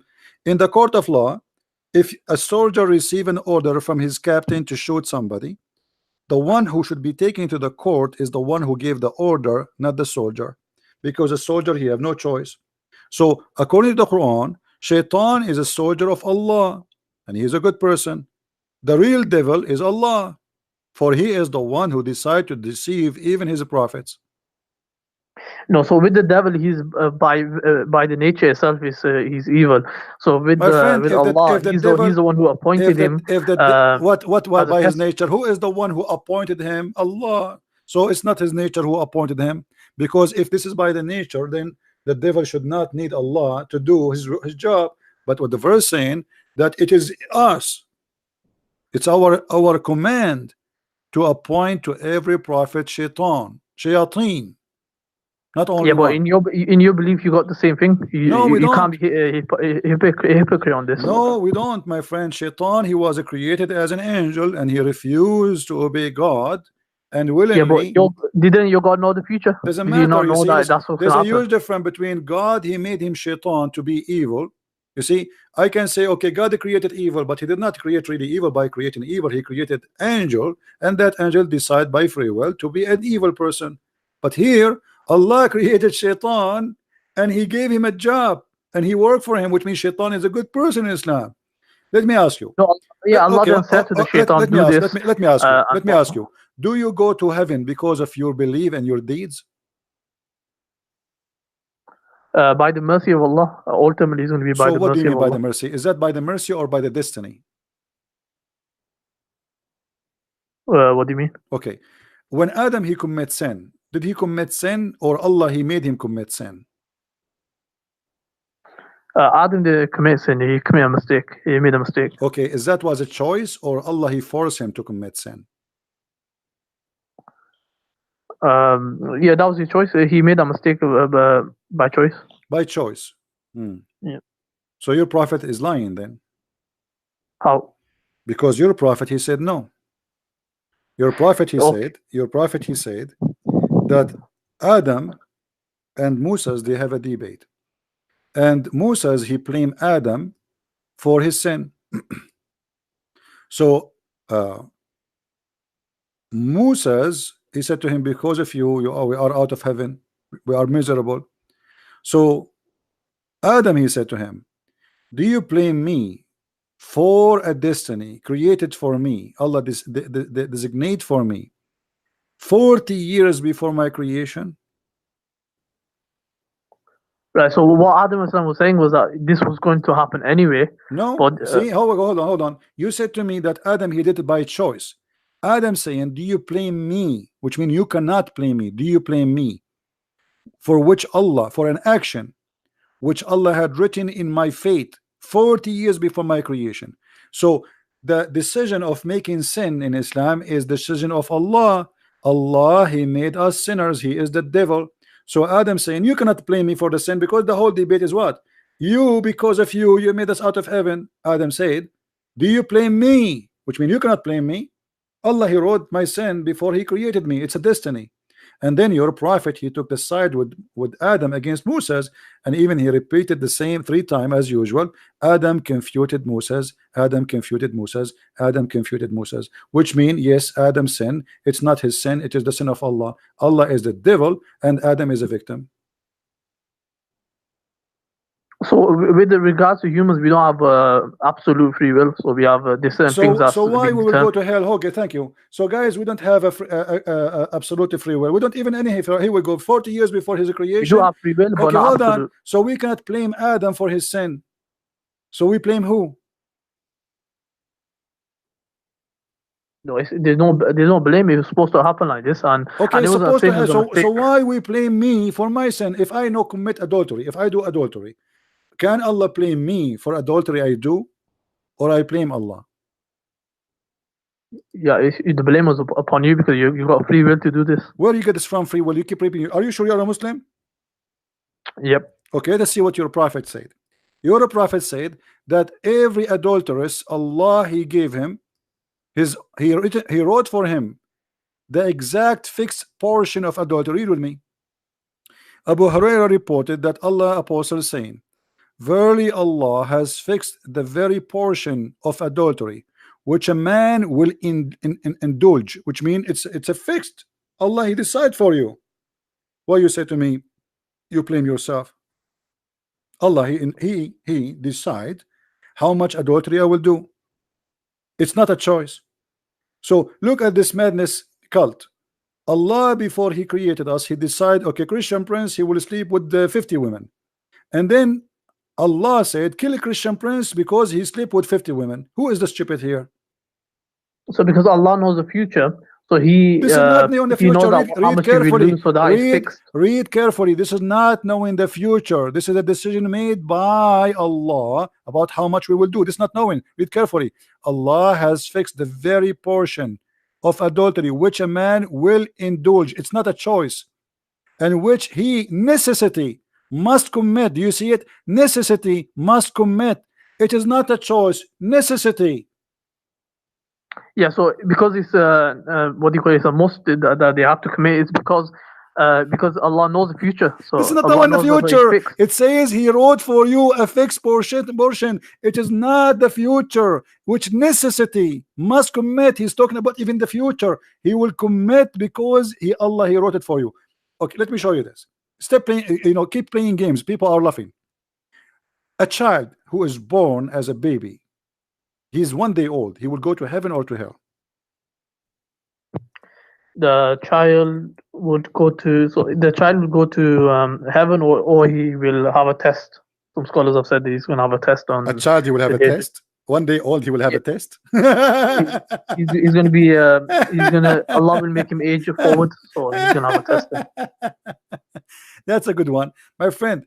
Aisha, she said to the Prophet after attending a funeral where a child who was an infant, he died. She said to him, this child, he will be a child of paradise, bird in the paradise.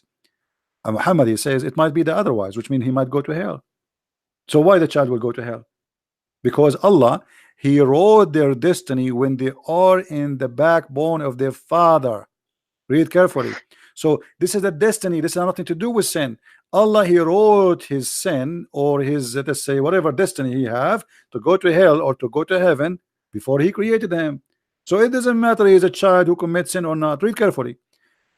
Aisha, she said, Allah Messenger, there's a happiness for this child who is a bird from paradise, for it commit no sin, nor has reached the age when one can commit sin. This is the opinion of Aisha, and I agree with her. He said, Aisha, peradventure, it might be the otherwise. Otherwise? What is the otherwise? What do you think? Yeah, so from this narration, well, I've read this before as well. So what it says basically is that the prophet is acknowledging he doesn't know what's going to happen to him. So he's only going to say what is revelation. No. We know what will happen to him, because simply, if everyone he will pay for his sin, and this child he did no sin, so why he will pay to go to hell? Hell is for those who commit sin. So what do you mean we do not know? Allah told us.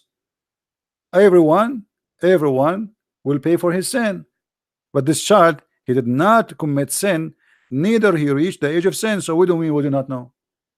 And then he says it may be the otherwise, which means he might go to hell.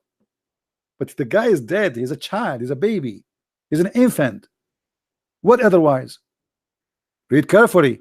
Because God created for paradise those who are fit for it, while they were yet in their father backbone, and He created for hell those who to go to hell while they're in their father backbone. So you go to hell, decision is made when you are not created yet. You commit sin or not, you are a baby 1 day old or not, it doesn't matter.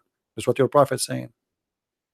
So it says here that the prophet said it may be otherwise. So he says it may be, so that's not certainty. So we don't know what's going to happen. No problem. It may be the otherwise, because why? Because Allah, He created you to go to hell or to heaven when you are in the backbone. By the way, the child doesn't come from the backbone. This is a mistake from Muhammad, scientific mistake. But however, He decided where you will go. Your sin have nothing to do with it. The child, he commit no sin. He's a baby. And Aisha, she confirmed that. She said, there's a happiness for this child who is a bird from paradise, for it commit no sin, nor has reached the age when can commit sin. So this is a very pure bird, little child who died. Yet Muhammad is saying, well, you are wrong, because Allah, he make a decision where people will go to hell or to heaven before even he created us, which means Islam is a stupid cult. It doesn't matter really what you do in your life. Allah, he made decision already. Do you agree? No, so it does matter, because within that, what's the creed is Allah give us okay, let me ask you. free will. Okay, let us solve this problem. If you are a person who pray to Allah 5 days a week, five times a day, all your life, and fasting Ramadan, and even going to jihad, etc., are you going to go to heaven or no? Do Allah promise you heaven? Yeah, if you do that, then Allah has promised the paradise, so we have hope. Well, that's not binding on Allah. You're a prophet, have different opinion. You're a prophet, he said the following. Read with me carefully. You're a prophet said that a person, he might do the people of heaven. Let us show you the hadith. Yeah, and then his last action might be bad, and then he's gonna go. Yeah, but his last action is what? Is what Allah written for him, correct? That's his own choice he made. No. Stop lying. Shame on you. It says in the front of us. Okay, read with me, please. We have free will. Okay, read with me. Okay, read with me, please. Okay. Here it says, then the soul is breathed into him, etc. And then he swear by Allah, saying,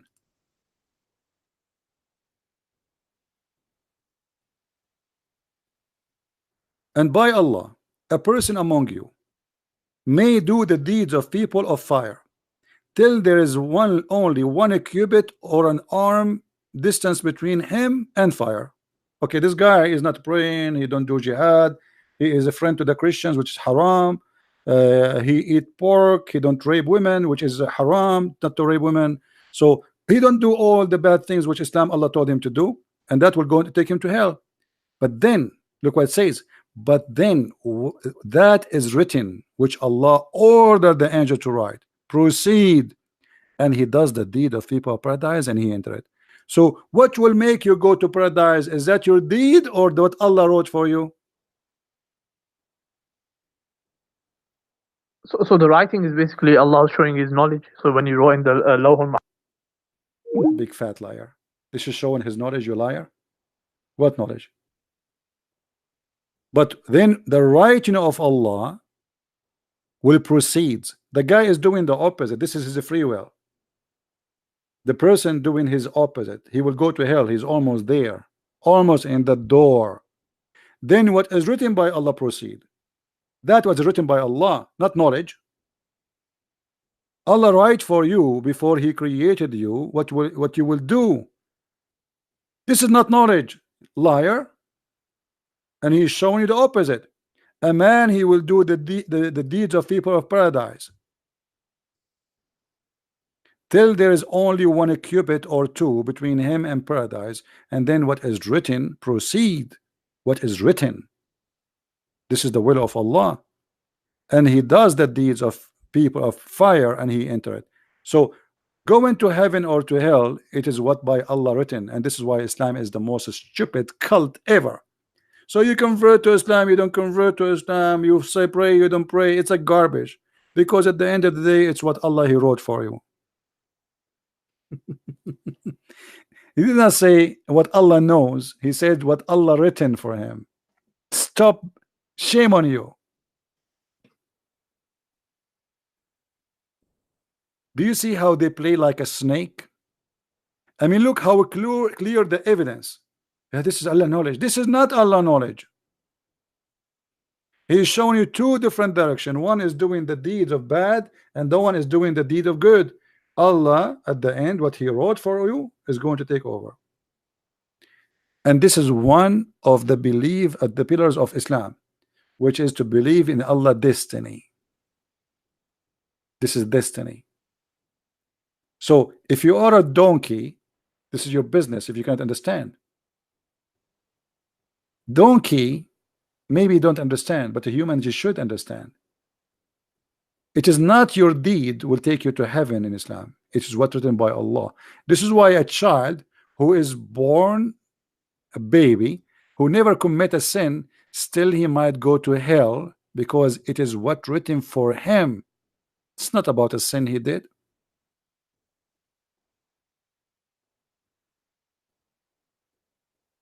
And the funny, he said that a child, he's a baby, infant, Allah will give him a test.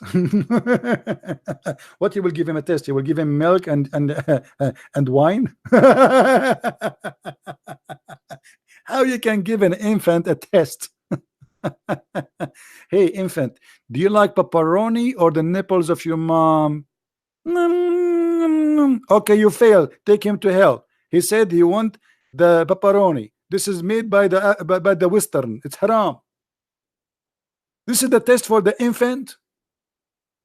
Infant.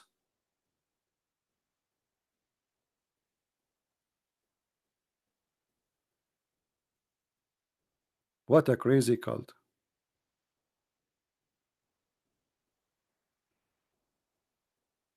Anyway, guys, I think we have enough for today. Don't forget, please, to download the video. I know we have more than 1,000 people listening, but this is English. If you like to learn more, feel free to get my books. You can search for them in whatever language you speak in your Amazon in your country. In Amazon, you can search for Christian Prince, and you will see the list of my books based on your language. If you live in America, you can search Amazon.com, France, Germany, etc., and you will see it in your language. We have in Spanish, we have in Swedish, Dutch, German, French, and more to come soon, Russian and other languages. So I want to say thank you guys for being here. I hope we learned something good for today. As you see, Islam is a very silly, stupid cult, and you have to be really a person who decide to go blind to believe in such a madness. It's violence, it's hateful, it's a divided human being. Quran forbid Muslims to take non-Muslims as a friend, chapter 5 verse 51, chapter 9 23, chapter 3 verse 28, many verses. All of it is nothing but division of the devil. God is about love, not about hate. And we love the Muslims. We don't want to hate them, and we should not hate them. They need our help. Love is not to be fought. Love what bring people together. If you see a Muslim who needs your help, help him. Don't do what they do. There's many people, they speak good, they do evil, and that's what Islam is about. You listen to them, you think they are speaking good, but the fact Islam teach nothing but evil. It's an evil cult. They color it, they sugarcoat, but that will not work. Even with ants, and we are better.